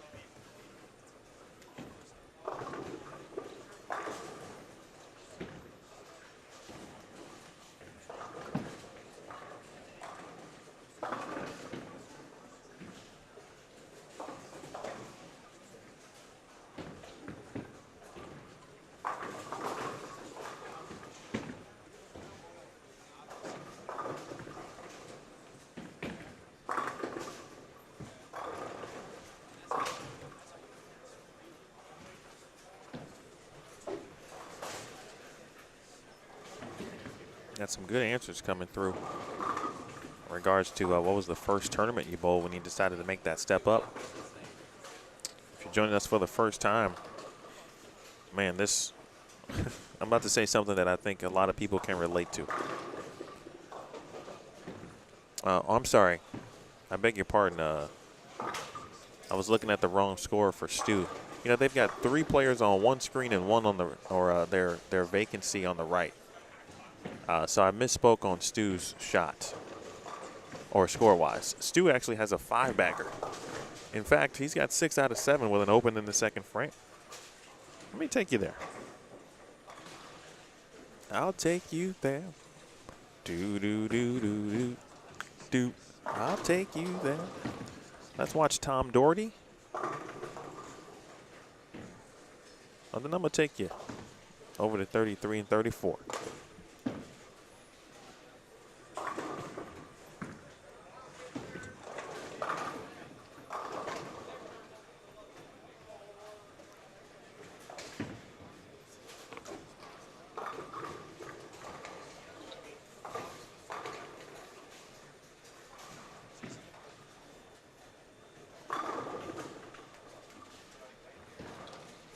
Yeah, that's what happens when you get that one right.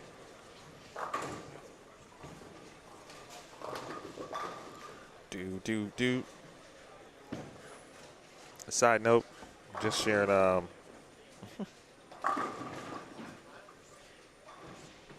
the Bowlstream TV story on the Facebook page.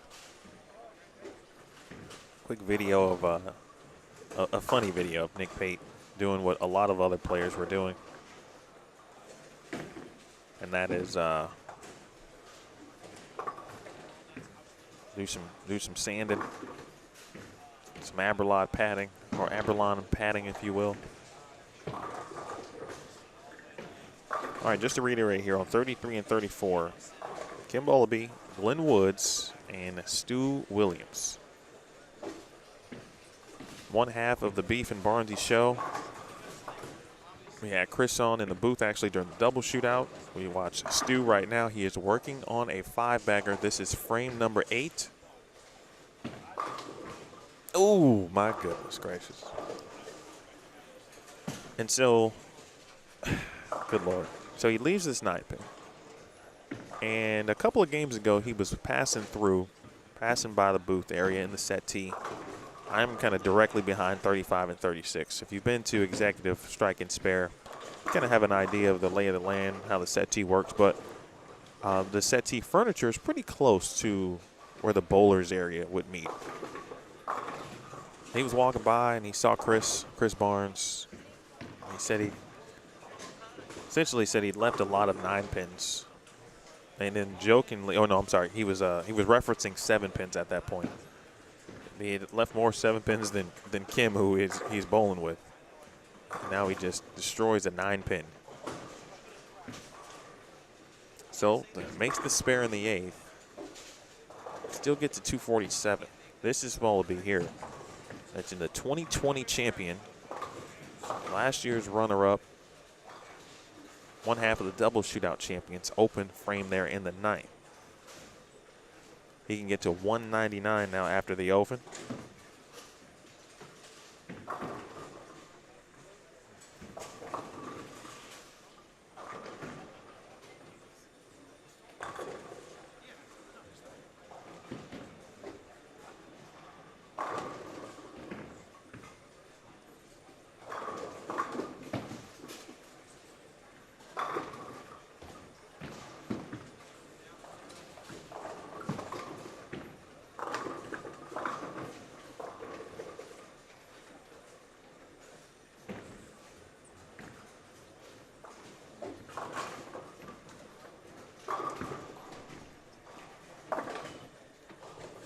All right, the scores are coming in now so quick that I didn't even get a chance to talk about game 2. And so I'm going to start right now with game 3. 9th frame. Glenn Woods with the strike. This is Stu Williams here in the 9th. Oh, boy, That 9-pin was about to get some words if that had stood up. So that's 187 in the 8th. A strike in the 9th for Stu. He's a double away from being in the 240s. Let's see how, again, Wallaby is attacking it here. This is game 4, so keep that in mind. We didn't see him on the fresh. Oh, well done there. You saw that ball hook immediately. It hooked, kind of wiggled down lane, and then got into a roll. And drove through the 1-2. Huge double there. That's going to save 190, which is a fantastic game, of course, here at the Bradley. That opened in the 9th hurt. That's going to be his only open of the game.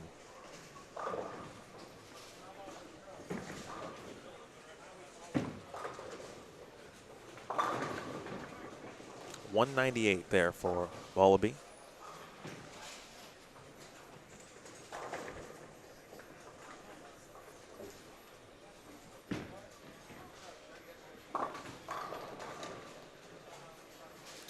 Quick note, pop over here, check some scores real quick.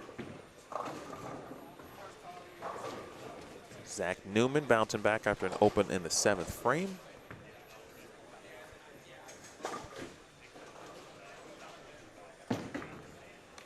And Ruiz with a spare. Mr. Perez working on a 3-bagger. This is TD, trying to nail down the 5-pin. He'll handle business there. Quick look at Glenn Woods. All right, got the 5 out.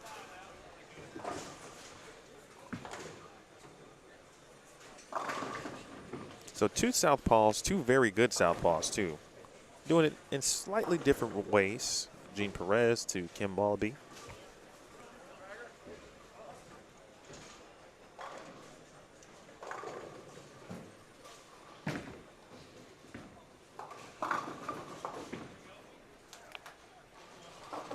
I'm not sure we've seen scores higher than game 1 on 37 and 38. Speaking of scores, Tom Hess after 3 games at plus 75. Steve Novak is second at plus 62. Kevin Williams is third at plus 54. Tied for third, excuse me, with Stu Williams, both at plus 54.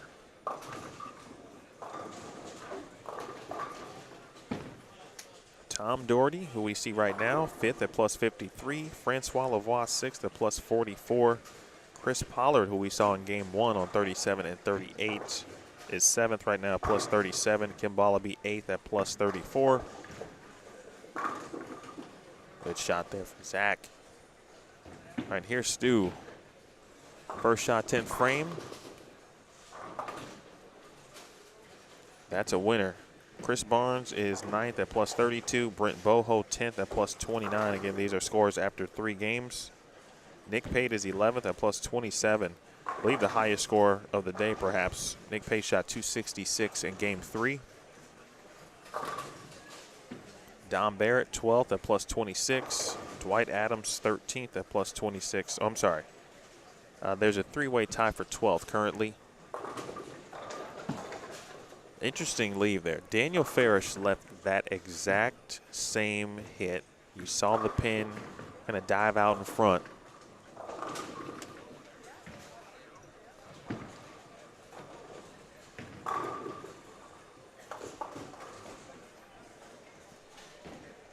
And on the exact same lane, the left lane over there on 33.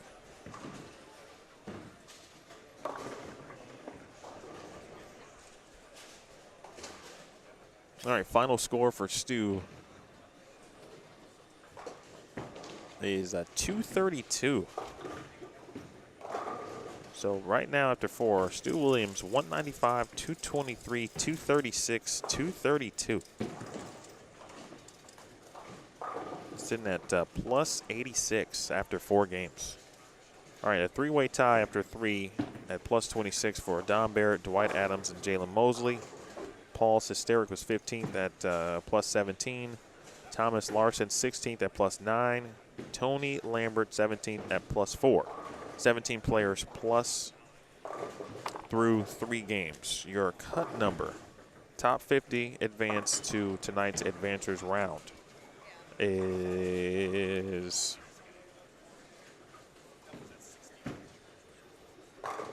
minus 84 right now. Minus 84 after 3. That number after 2 was minus 56.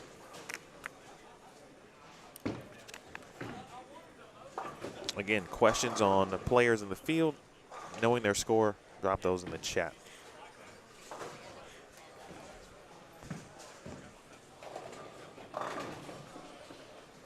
All right, TD tried to make a little move there.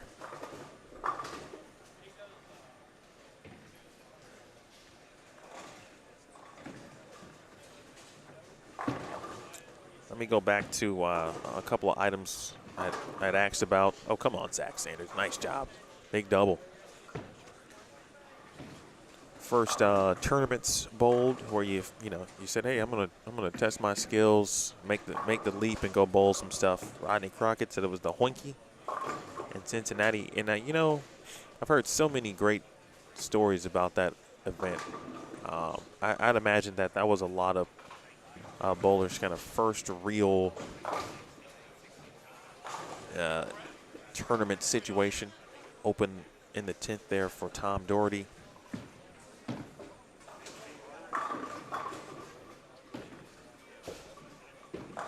Dusty said he has bowled this event, bowled the Super Hoinky as well, eventually lost to Arturo Quintero. How about that? Arturo back in full effect on the PBA Tour. Deacon Wells said first one was the Nationals, Reno, now the USBC Open Championships.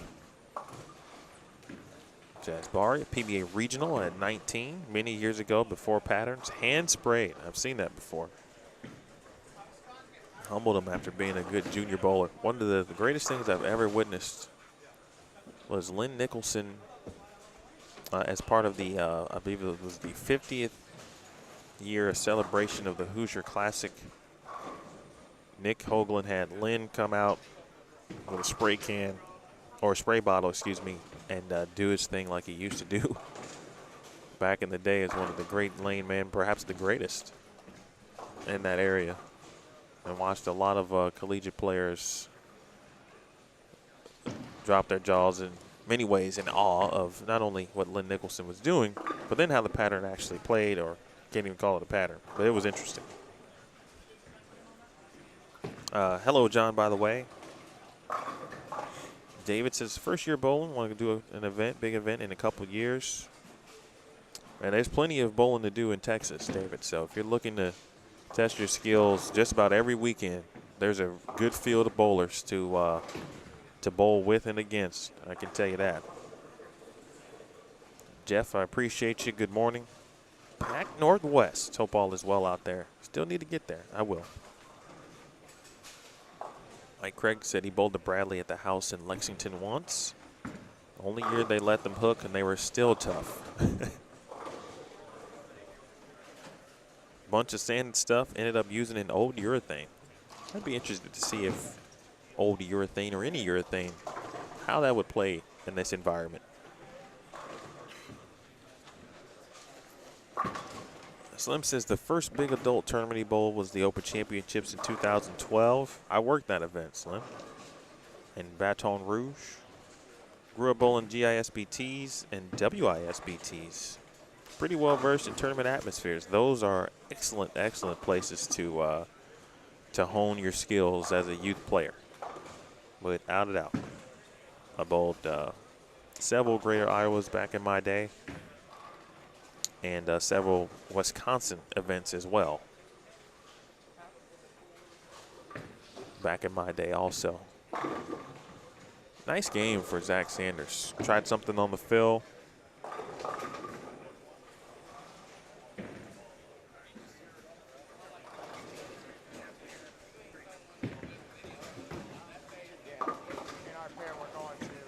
CG said he bowled a tournament in Pittsburgh, his first big tournament. Finished 20th.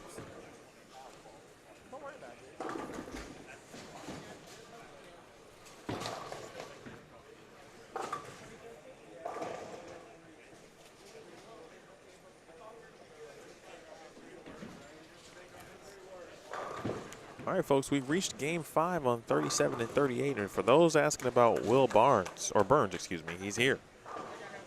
He's going to be on 37 and 38. Oh, wow. What a nice roll. Chris Sloan, you saw it on the left side of your screen. It's a nice messenger to start. Perez, after that open in the 8th, he struck in the 9th. Tough spare here, handles it. And he's going to be in the 2 teams.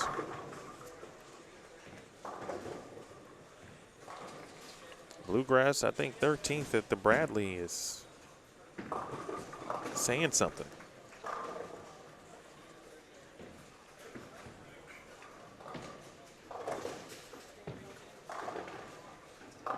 I missed that, Heather. Thank you.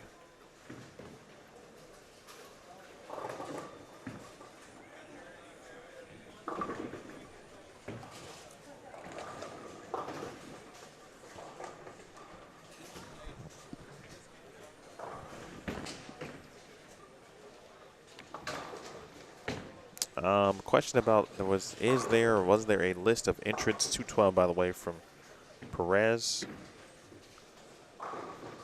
Ruiz, the ex-player, thank you so much. See, players got to start bowling under the letter that they have on the roster. You got to help people out, man. You know what I'm saying?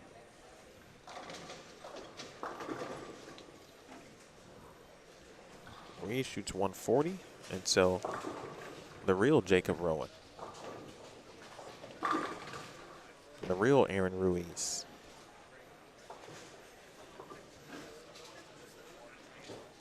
A shot there for Aaron. All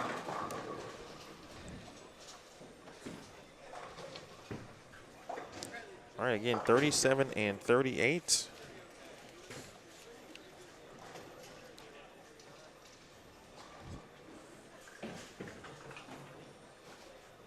Tony Lambert, William Burns, and Brad Shepard.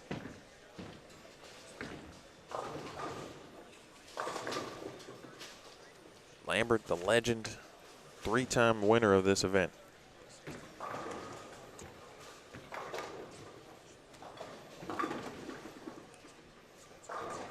All right, we got a request for Brian Robinson score update. Brian Robinson after 3 at minus 52 in 39th or 38th place, excuse me.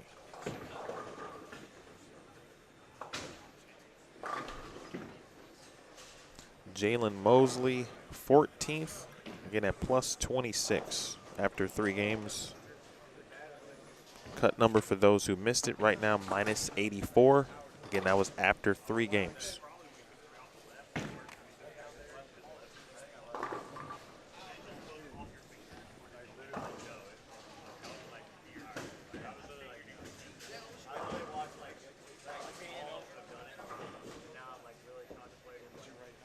In fact, I just heard Jalen, he's walking by. Actually, he's now talking in front of me. Someone asked him where he's at right now after 4 games. By the way, Aaron shot 211. And he said he's about plus 10.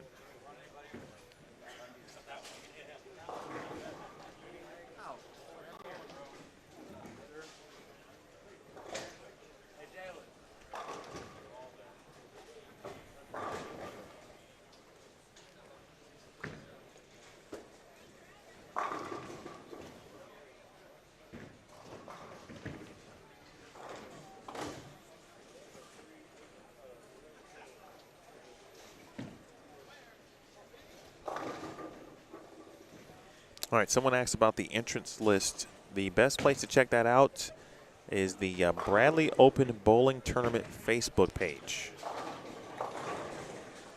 Again, Bradley Open Bowling Tournament Facebook page. There are several posts, but check the most recent from Jason Utchwald. He's been providing, of course, updates leading up to the event. And it has a full list of entrants. That's the best place to check all of that info.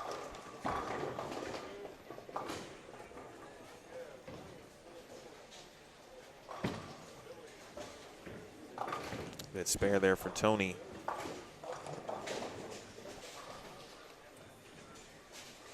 Well, no one bowling yet on 35 and 36, so let's take a look at Chris Sloan. With Zach Badley.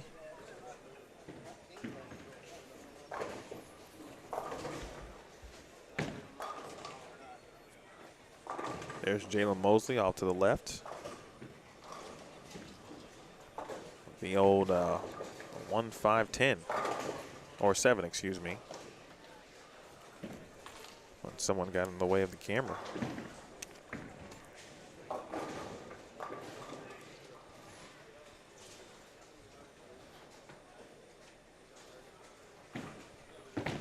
We should have Justin Turner, Carlo Morelli, John Gilbert, and Joe Grondin on 35 and 36 coming up.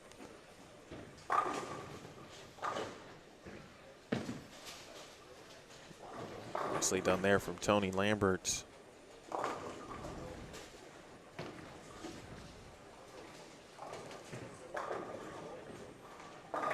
Adam Zimmerman. Good young man, too, by the way. Adam Zimmerman, minus 130 after 3 games.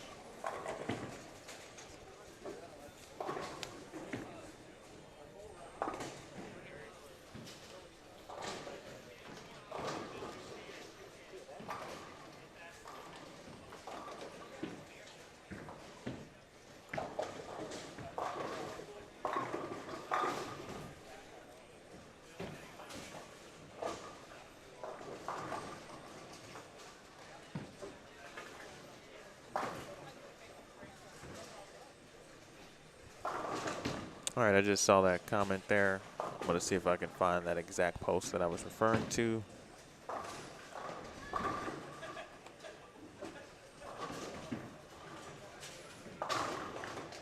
All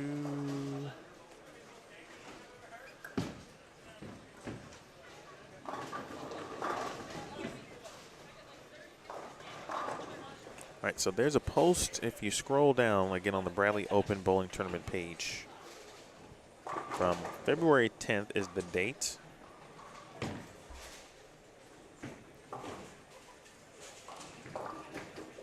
At 1:16 p.m. You'll want to click see more, but it starts with attention in all caps. It's kind of the 2 days away post. That's the best one to look at regarding who is bowling, with probably a change or two here and there, certainly, but.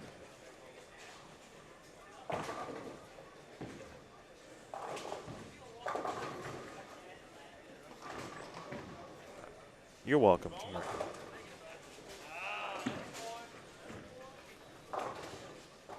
I've heard a lot of great stories about Tony Lambert, most of them from Daniel, when discussing Louisville and Kentucky bowling in general.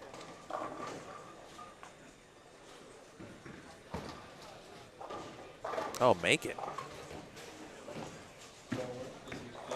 I'd be curious just to hear him discuss the backlash. And I assumed he certainly received some as one of the early adopters, certainly of two-handed bowling.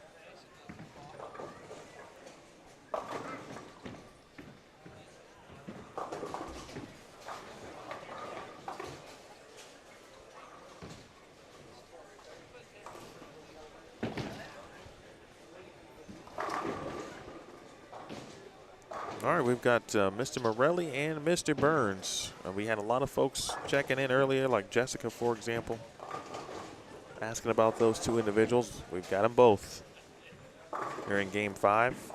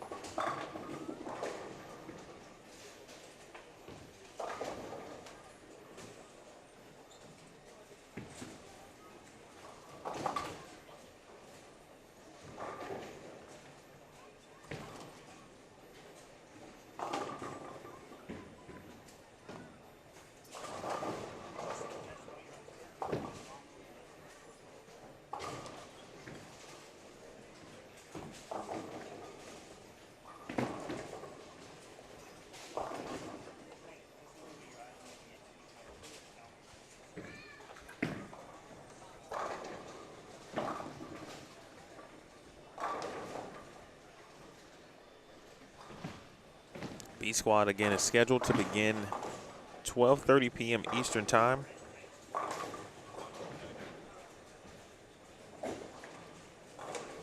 That's a good question, Jason. I can't speak for them, certainly, because I don't spend most of my time on the PBA Tour. But I think if it's within reasonable distance from where they are, or maybe where they're headed or where they're coming from, also think, you know, 10 grand on something that's tough for some of the best players in the world is always going to pique their interest. So my guess is if the schedule works out, which I think Jason does the best job he can of making sure that his event is not on typically a tour weekend, if you will.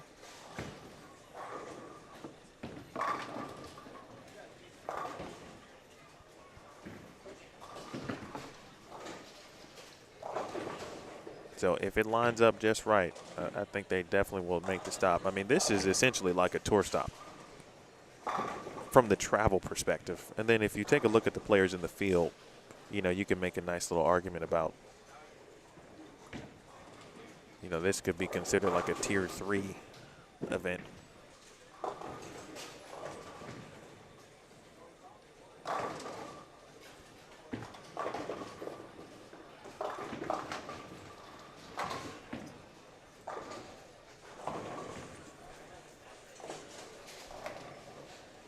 Good question, Jason.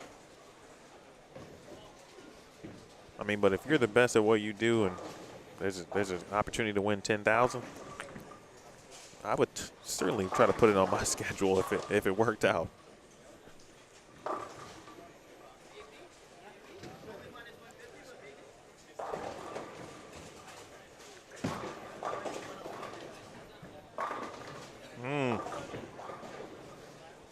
Well, on something this tough, that's the last thing you want to see is no A-pins.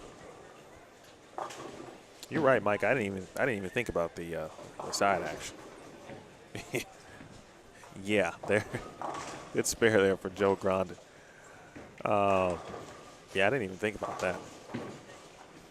That's how you know I'm just like the straight up like honed in on providing the best tournament experience as a broadcaster. As a player, my mind would probably go to that. I think they even added, there was some interest for an eliminator. So I think they added an eliminator as well. So, yeah, brackets, all of the above.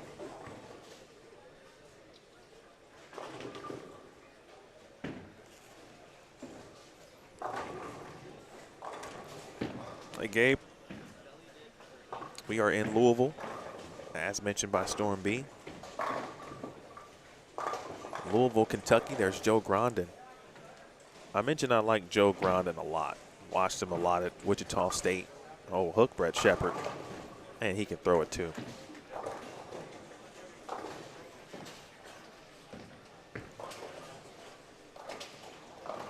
Someone just asked a question about let me get back to my Joe Grandin story in just 1 second. But someone asked about maybe tougher to bowl, maybe CG on the fresh of the burn here. I don't know. After watching the fresh, you know, I think that's about the only time you could really say I know what to expect, especially with so much surface going down the lanes. I thought Matt Zweig and Dwight Adams really played the twig well in game 1 on 37-38. And we watched Bailey Maverick at the front 7, playing like 8, 9, 10-ish. And he shot 254 in game 2. And then I feel like the rest of the time you're probably trying to maneuver these hook spots that are in the heads because of all this surface, where you might think the back end certainly will be tighter down lane. You're seeing so much friction up front. But for some people, you know, they've been able to kind of create the proper angle, I should say, with the proper angle, create a decent ball reaction at the end of the pattern. Ball speed is pretty important as well. That's one thing that I could say when I was bowling at my best. I was able to manipulate ball speed. I was much better at it lowering my ball speed than increasing it. But in this situation where if I did see a lot of oil, I was able to decrease or lower my ball speed and get my ball to hook in certain places, or at least roll where I needed it to. So watching this kind of throws me back in that mindset of, okay, man, back when you used to do this, you could get your ball speed down to 13.5, 14. I used to be able to kind of do a little slow wheel as well, or do it up the lane. Oh my goodness. I don't know what came back and hit that 7, but Will's going to take that.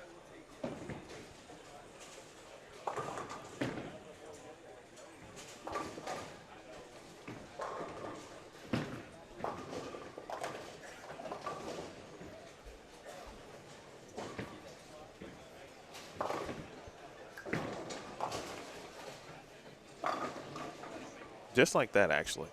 That was a really good shot.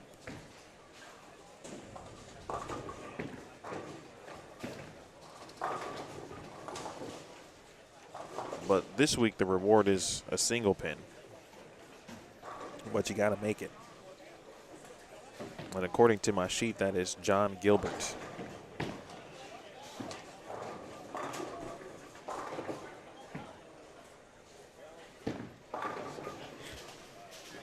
Jonathan has thrown 2 good shots back to back, one an 8-pin, and he wrapped a 10-pin.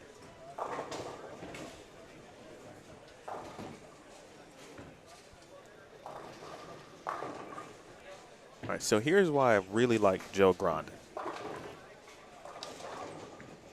Joe Grondin bowls in some all-white Air Force Ones. If you're unfamiliar with Air Force Ones, just give it a good Google. A lot of respect for Joe for that. And my main reason is this. It's hard to hoop in Air Force Ones, and Joe Grondin is bowling in them. That's a different kind of level right there. Shout out to Matt Tuckfield, too, by the way. I missed you, Tuck, earlier. I'm sorry. I did see it. I meant to say hello. I thought I did, but I did not. Meanwhile, Tony Lambert was trying to make a run to the 2 teens. 4-7 has stopped him here, but 199 ain't bad either. And for Tony, after 3, I don't have scores after 4 yet. I'm not sure if I'll get them considering where we are in the tournament. But I do know that they posted them on the Bradley Open Tournament Facebook page.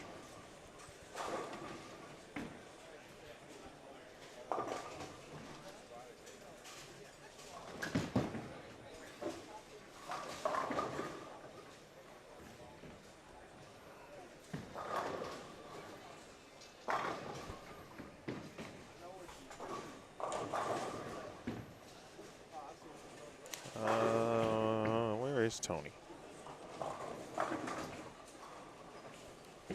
Again, the top 50 advance to, or I should say move on to the advancers round tonight. Top 50 bowlers from each squad A and B. And then there will be a re-entry or Desperado squad, whichever you like to say. 2 games for that squad, and they'll take 8 additional bowlers, so the top 8 from that. Why can't I find Tony Lambert, though? There he is. He was, Tony was 17th at +4 after 3 games. Again, I don't have the scores after 4 at this point.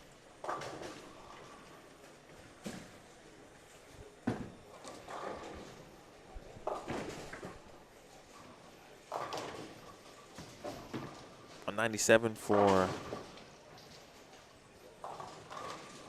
Tony. 161 for Brett Shepard. Burns makes the 7-pin. Had a chance to get into the 240s. 226 ain't bad either. All right, we'll have 35 and 36 left, folks, and well, that's going to do it for A squad qualifying.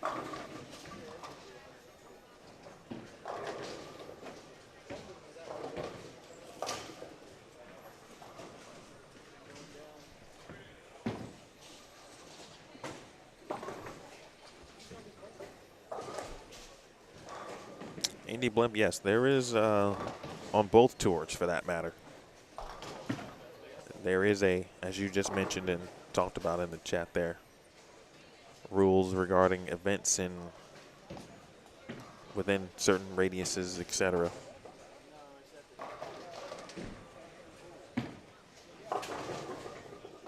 I think basically, like, if there was a PBA event, I don't know if regionals are included in that, but if there was like a national tour event, theoretically, like, and if it was in the, let's just use Louisville. If it was in Louisville, they couldn't bowl this over that without permission, I believe. Do not quote me on that. It's a hard paraphrase. I'll take it. I think it's okay. It was minus 86 after 3. B Squad Thomas, 12:30 p.m. Eastern Time.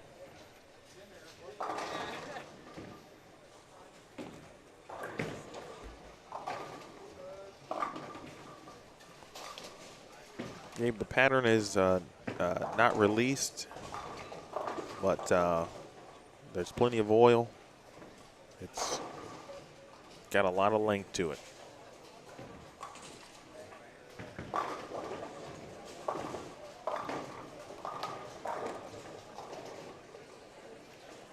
I would say if you really want to challenge yourself, and this is for anybody, including myself for that matter, and you can afford to do it,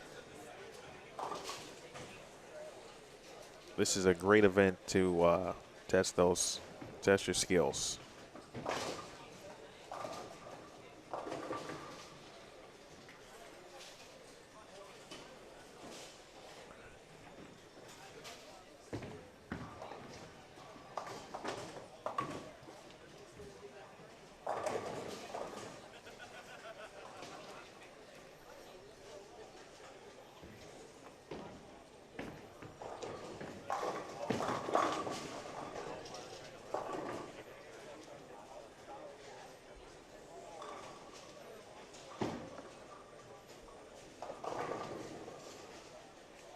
Hey, Vern, I appreciate that. I will take a look at that during the break.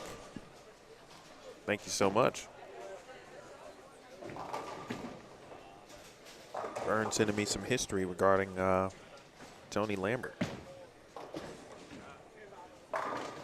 Wow. On the same lane. The second one on that lane.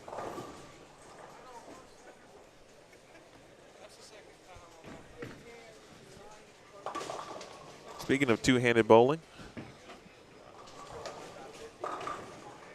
my guy Brian Valenta pops in and says hello. He's bowling B squad.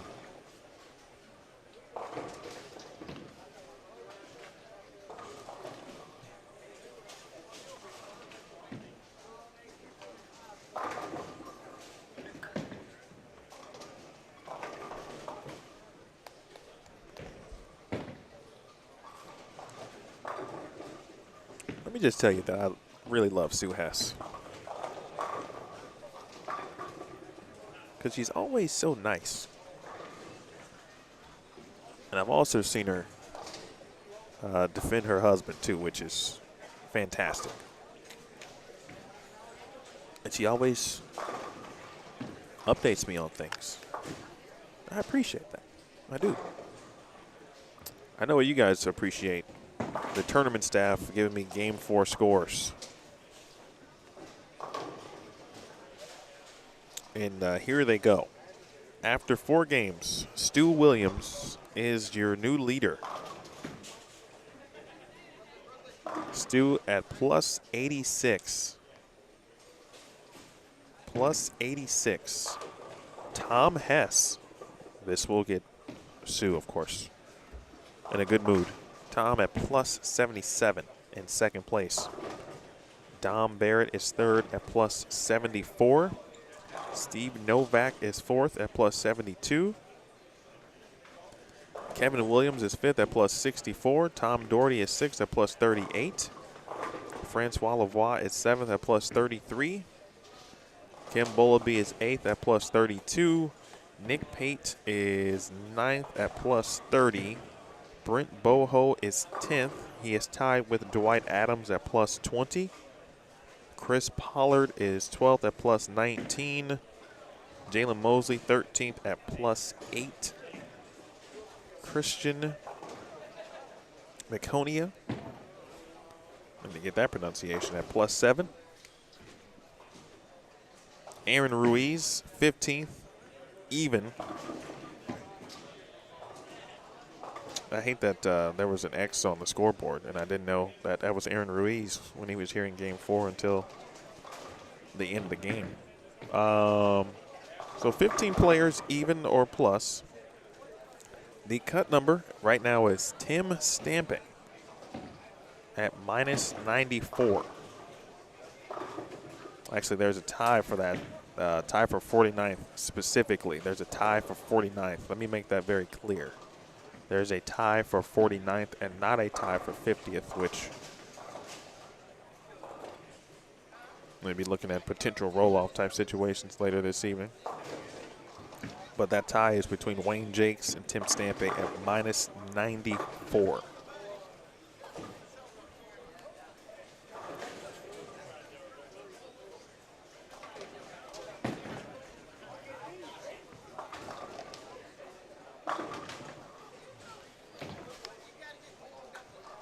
Again, if I missed or if you wanted to hear someone after 4, let me know. I think some folks have been asking about throughout the day. Adam Zimmerman, big 247 to move into the top 50. Huge game there for Adam. After going 148, 133 in games 2 and 3, 247 in game 4, he's 41st. Right now in just by 11 pins at the moment, so still work to do for Zimmerman. At minus 83.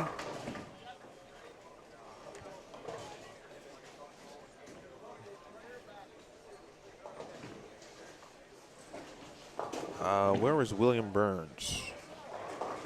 Well, let's see. William got to 224 in the last game. He was at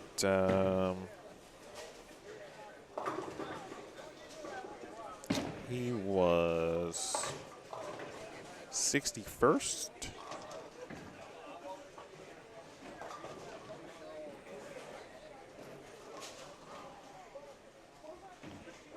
So after the 224, that's going to put him at minus 107.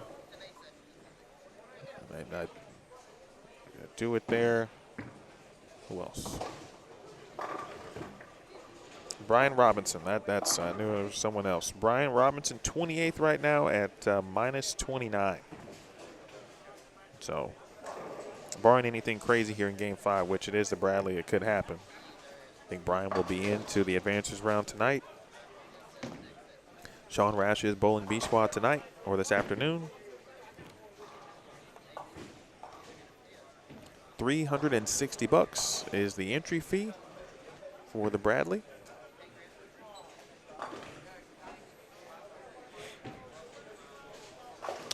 As a full supporter, obviously, of the Bradley, and they are supporting Bowlstream TV. And I appreciate your support of Bowlstream TV. Please hit the thumbs up. If you haven't already, subscribe. The goal this year, 2022, is to get to 5,000 subscribers. But there's another event I've been referencing it because I think they're very similar. Oh my, well, you don't see that every day. The old 1, 2, 4, 6, 7, 10.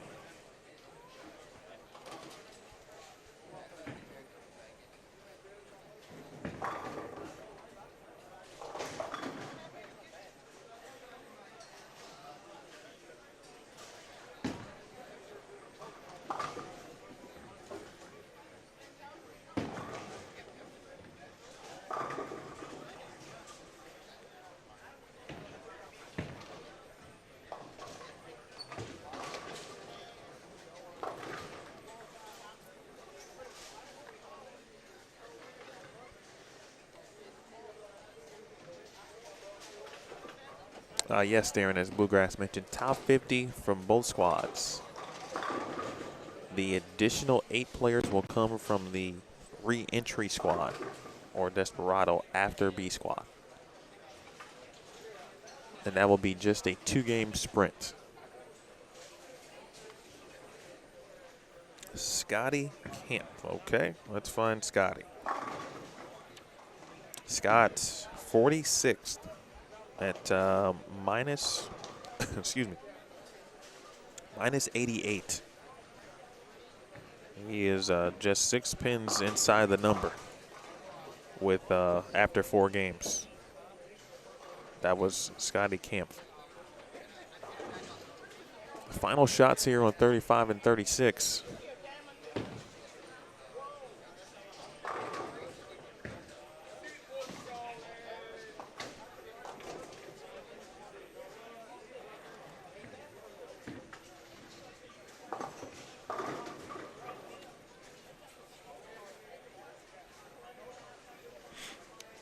Hey, Mike, I think you may be referencing the scores from the scores after 3 games.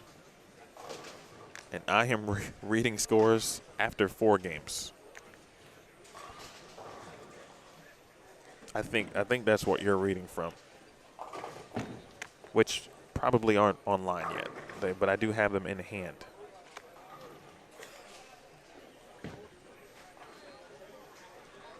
Right now, after 4 games, plus 86 is leading, and that is Stu Williams. Tom Hess is second at plus 77. Dom Barrett is third at plus 74. Steve Novak is fourth at plus 72. Kevin Williams fifth at plus 64. All right, let's see a couple of fill shots here on 39 and 40, because that's all we have left in the general vicinity, I believe.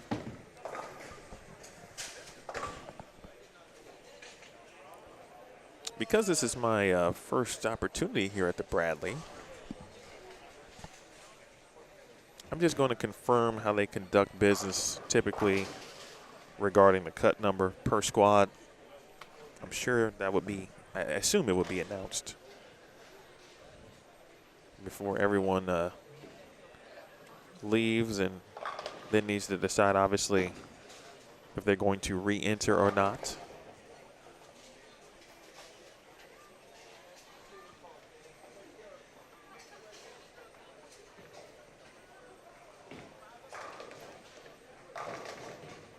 So while I go check out that, I'll give you a little something to hold you over briefly.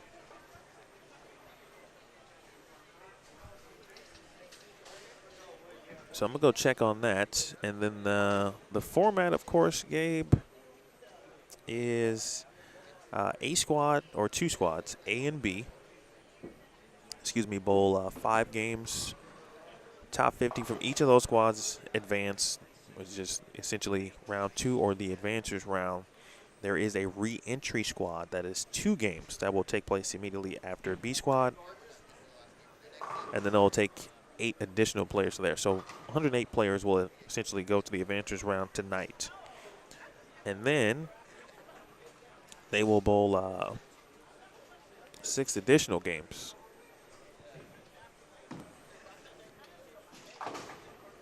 Here tonight, before cutting to the top 40 for tomorrow's cashers round tomorrow morning.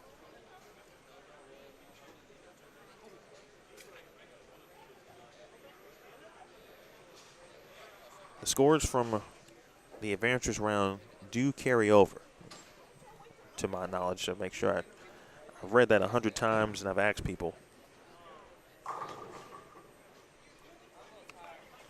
I think scores drop after the cashers round.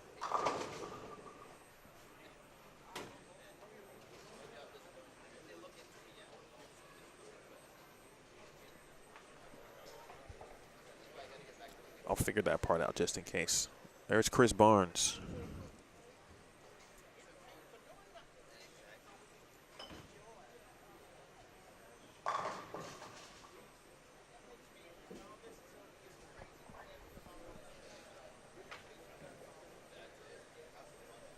All right, let me go double check. I'll be right back.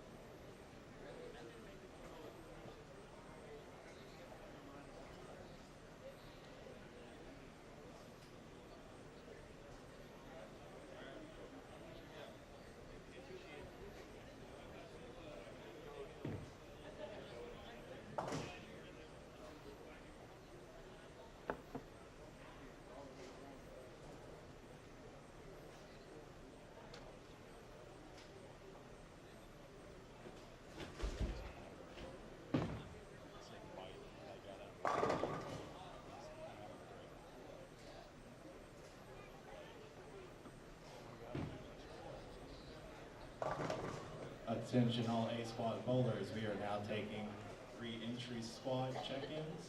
Squad B will begin check-ins in about 15 to 20 minutes.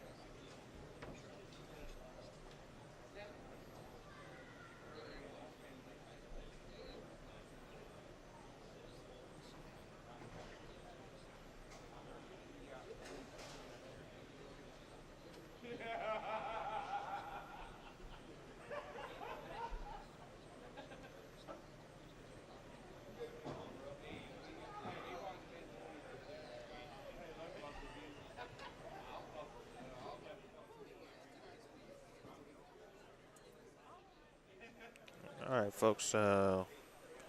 Like I thought they would, they will be announcing the cut number. So I'll keep it live until that point, so we can all wait in anticipation together.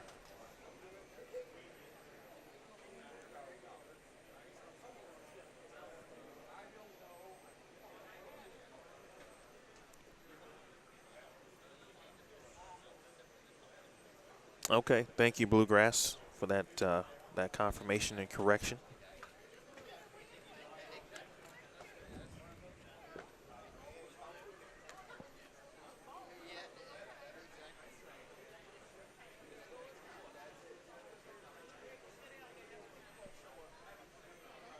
Again, if you're just joining us, We're at this point waiting for the A squad cut number to be announced. Top 50 advance to tonight's, or move on to tonight's advancers round.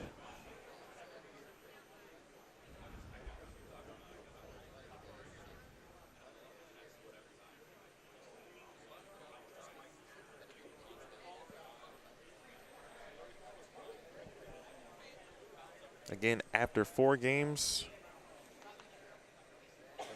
the number was minus 94 after 4 games.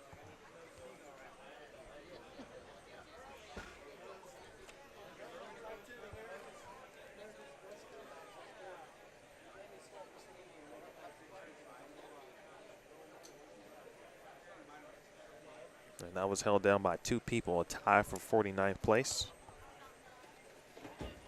Wayne Jakes, Tim Stamping were the 2 individuals. Stephen Taylor was at minus 93. So Josh Mitchell was at minus 91. I mentioned Scott Camp, who was at minus 88. So unlike last night, where I think they waited around and tried to give folks the benefit of the doubt to try to get their score sheets in, I don't think we'll have that issue here this morning. Get those score sheets in.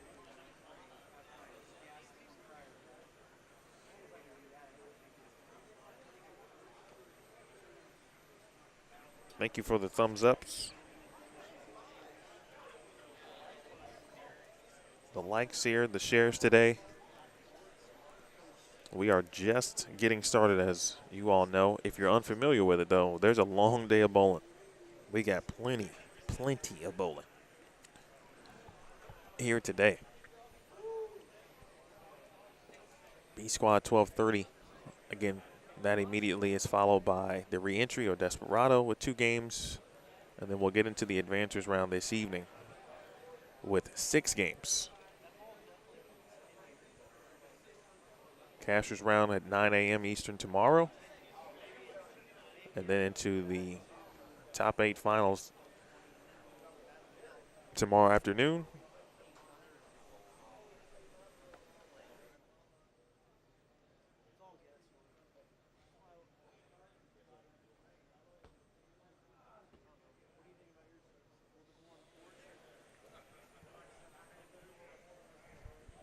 And then everyone can either get on the road or find the nearest big screen television to watch the Super Bowl.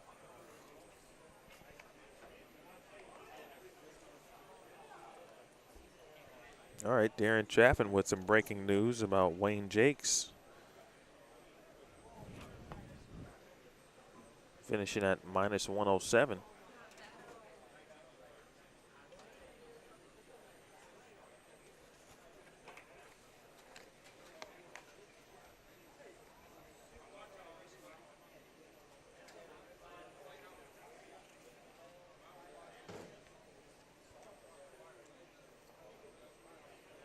Kenny, come on out, man.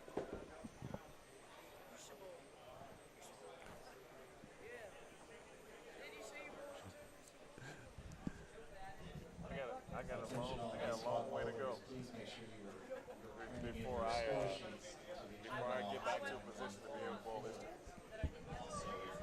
No, I haven't bowled competitively in like 3 or 4 years. Like I just started bowling league this year. I think a good year's worth of practice.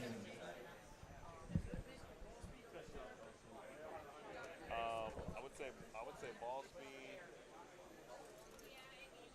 the right ball, service. You made it down to like the final 10.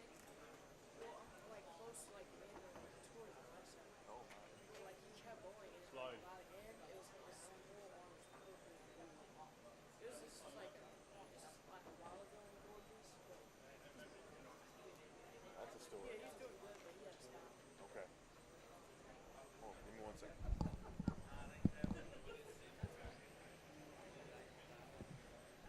That is excellent comment there from Matthew. Still waiting for his ball to hook from the Bradley 5 years ago. That's funny. All right, so we know where Wayne Jakes finished at again, minus 107. For some reason, that might be it. Who knows? We'll find out soon.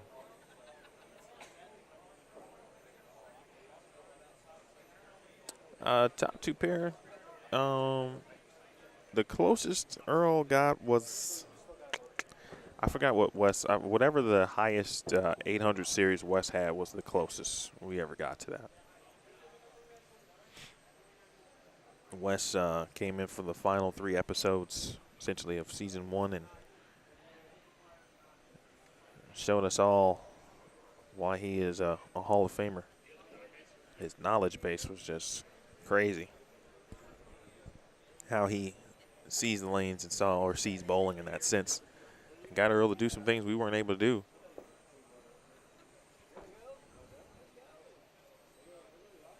That was a fun project.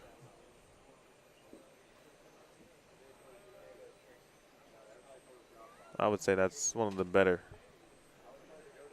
and most fun things I've done.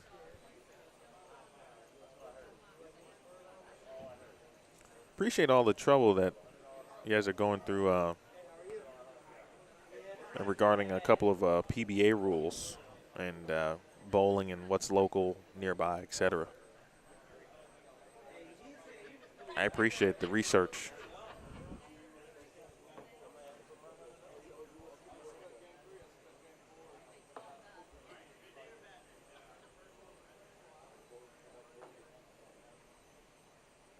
Brandon Novak is bowling on B squad. So he is going to be bowling here in about 45 minutes. Give or take.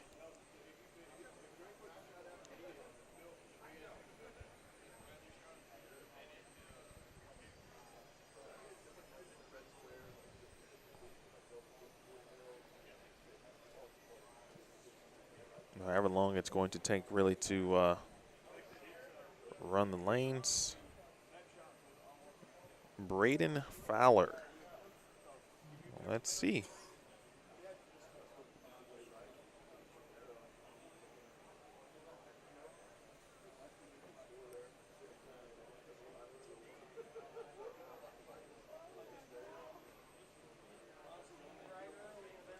I don't see a Braden Fowler here on A squad. So if Braden is bowling, maybe bowling on B squad.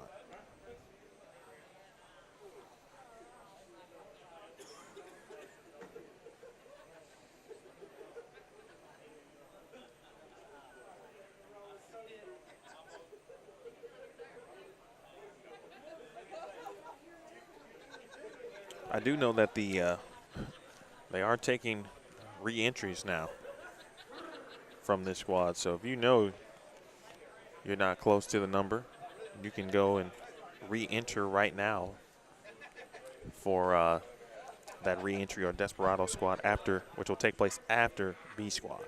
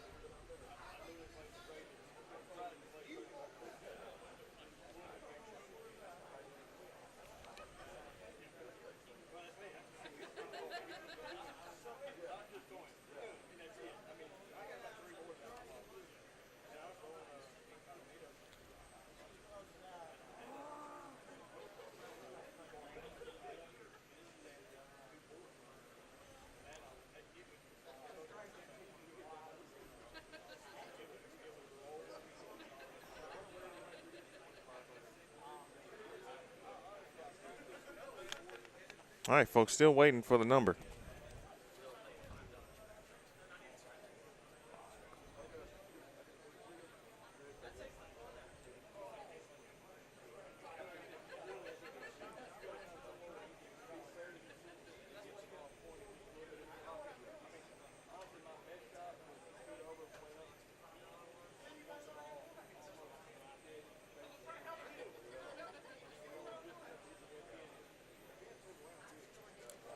Any guesses on what you think the number will be?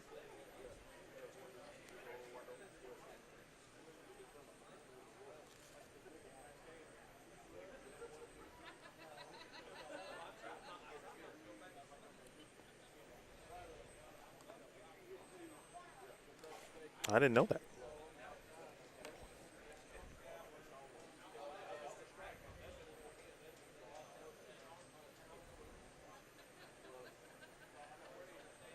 Appreciate that. That's important info.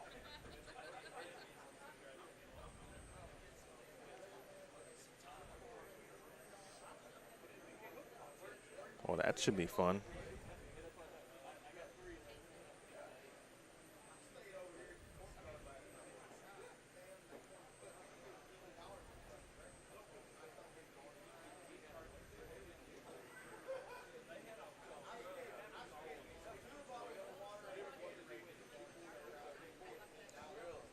Pat said minus 115. Bluegrass said minus 107. Yeah, that could be it.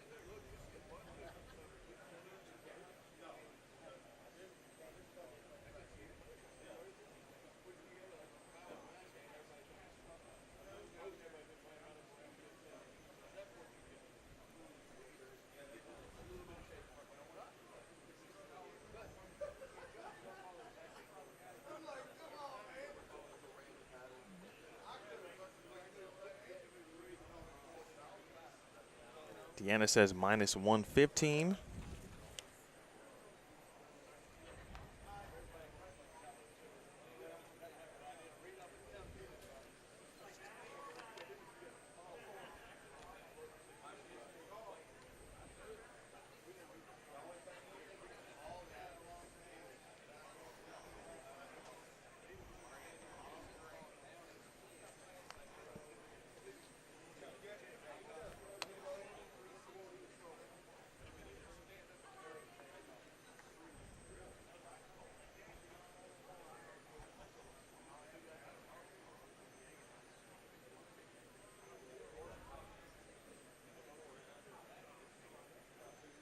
I'm talking about just for this squad, John.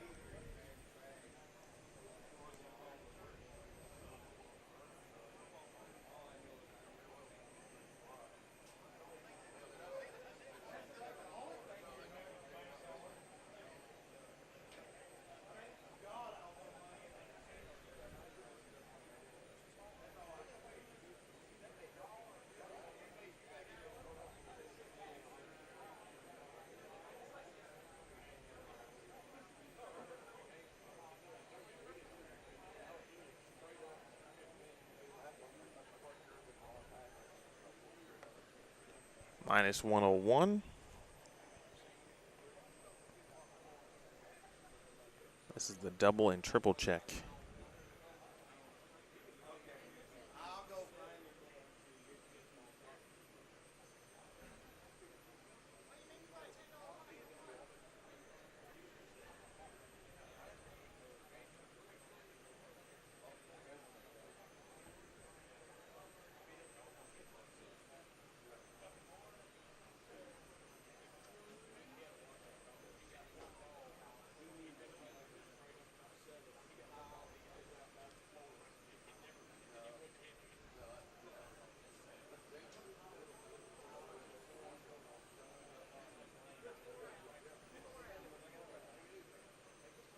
If you're hanging on, we're just waiting for the cut number tonight. Or I'm sorry, the cut number for A squad. Top 50 move on to the advantage round tonight.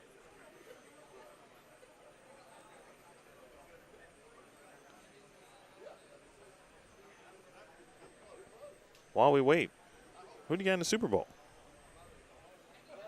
I'm assuming the Bengals would be a popular answer, perhaps in this area of the country. Wayne Jakes will be the cut, Bluegrass said. All right.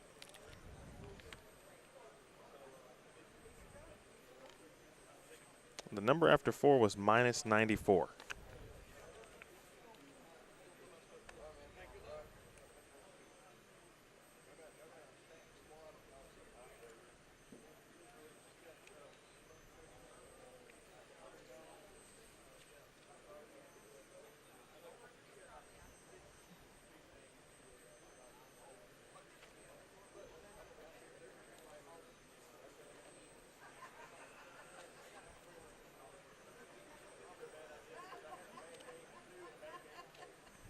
Oh, okay.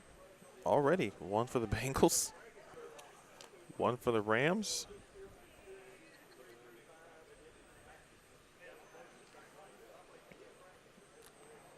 Well, we've got 2 each.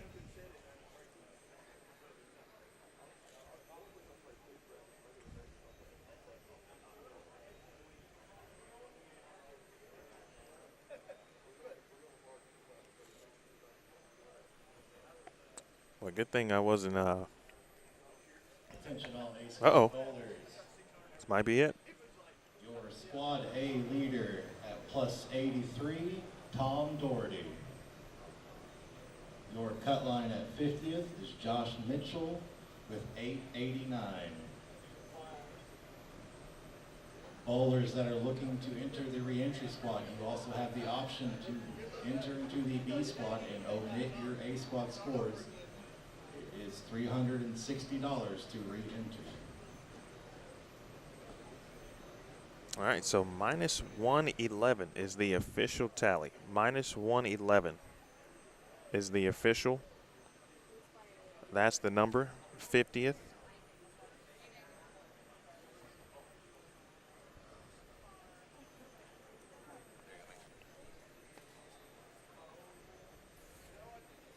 And it was Josh Mitchell at -111, 889.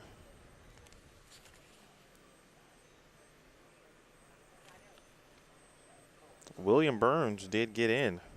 How about that? 224. Got him there. Scott Matthews, Wayne Jakes, all at -110. Or excuse me, -107, I beg your pardon. Mike Mitchell was at -100. Scott Camp did get in as well.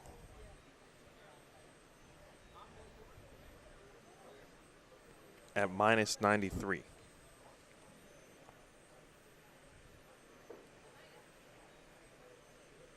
All right, I assume that they will post those on the Bradley Open Bowling Tournament Facebook page. -111 was the number, Matthew. Well done. All right, well, in comparison to last year, not too bad. Last year's A number was -107. Last year's B number was -73, so something to think about here in about 30 minutes or so. Okay, that'll do it for me. -111 is the number. Check the Bradley Open Bowling Tournament Facebook page for their posts regarding the standings, and I'll see you guys in a little bit. Next squad is indeed stacked. We've got, there's a lot of players involved, so you definitely don't want to miss that one. Come on back. So for Jason Utchwall, his entire tournament staff and crew, my name is Emil Williams Jr. It's been a pleasure to be here with you this morning. I thank all of you for watching.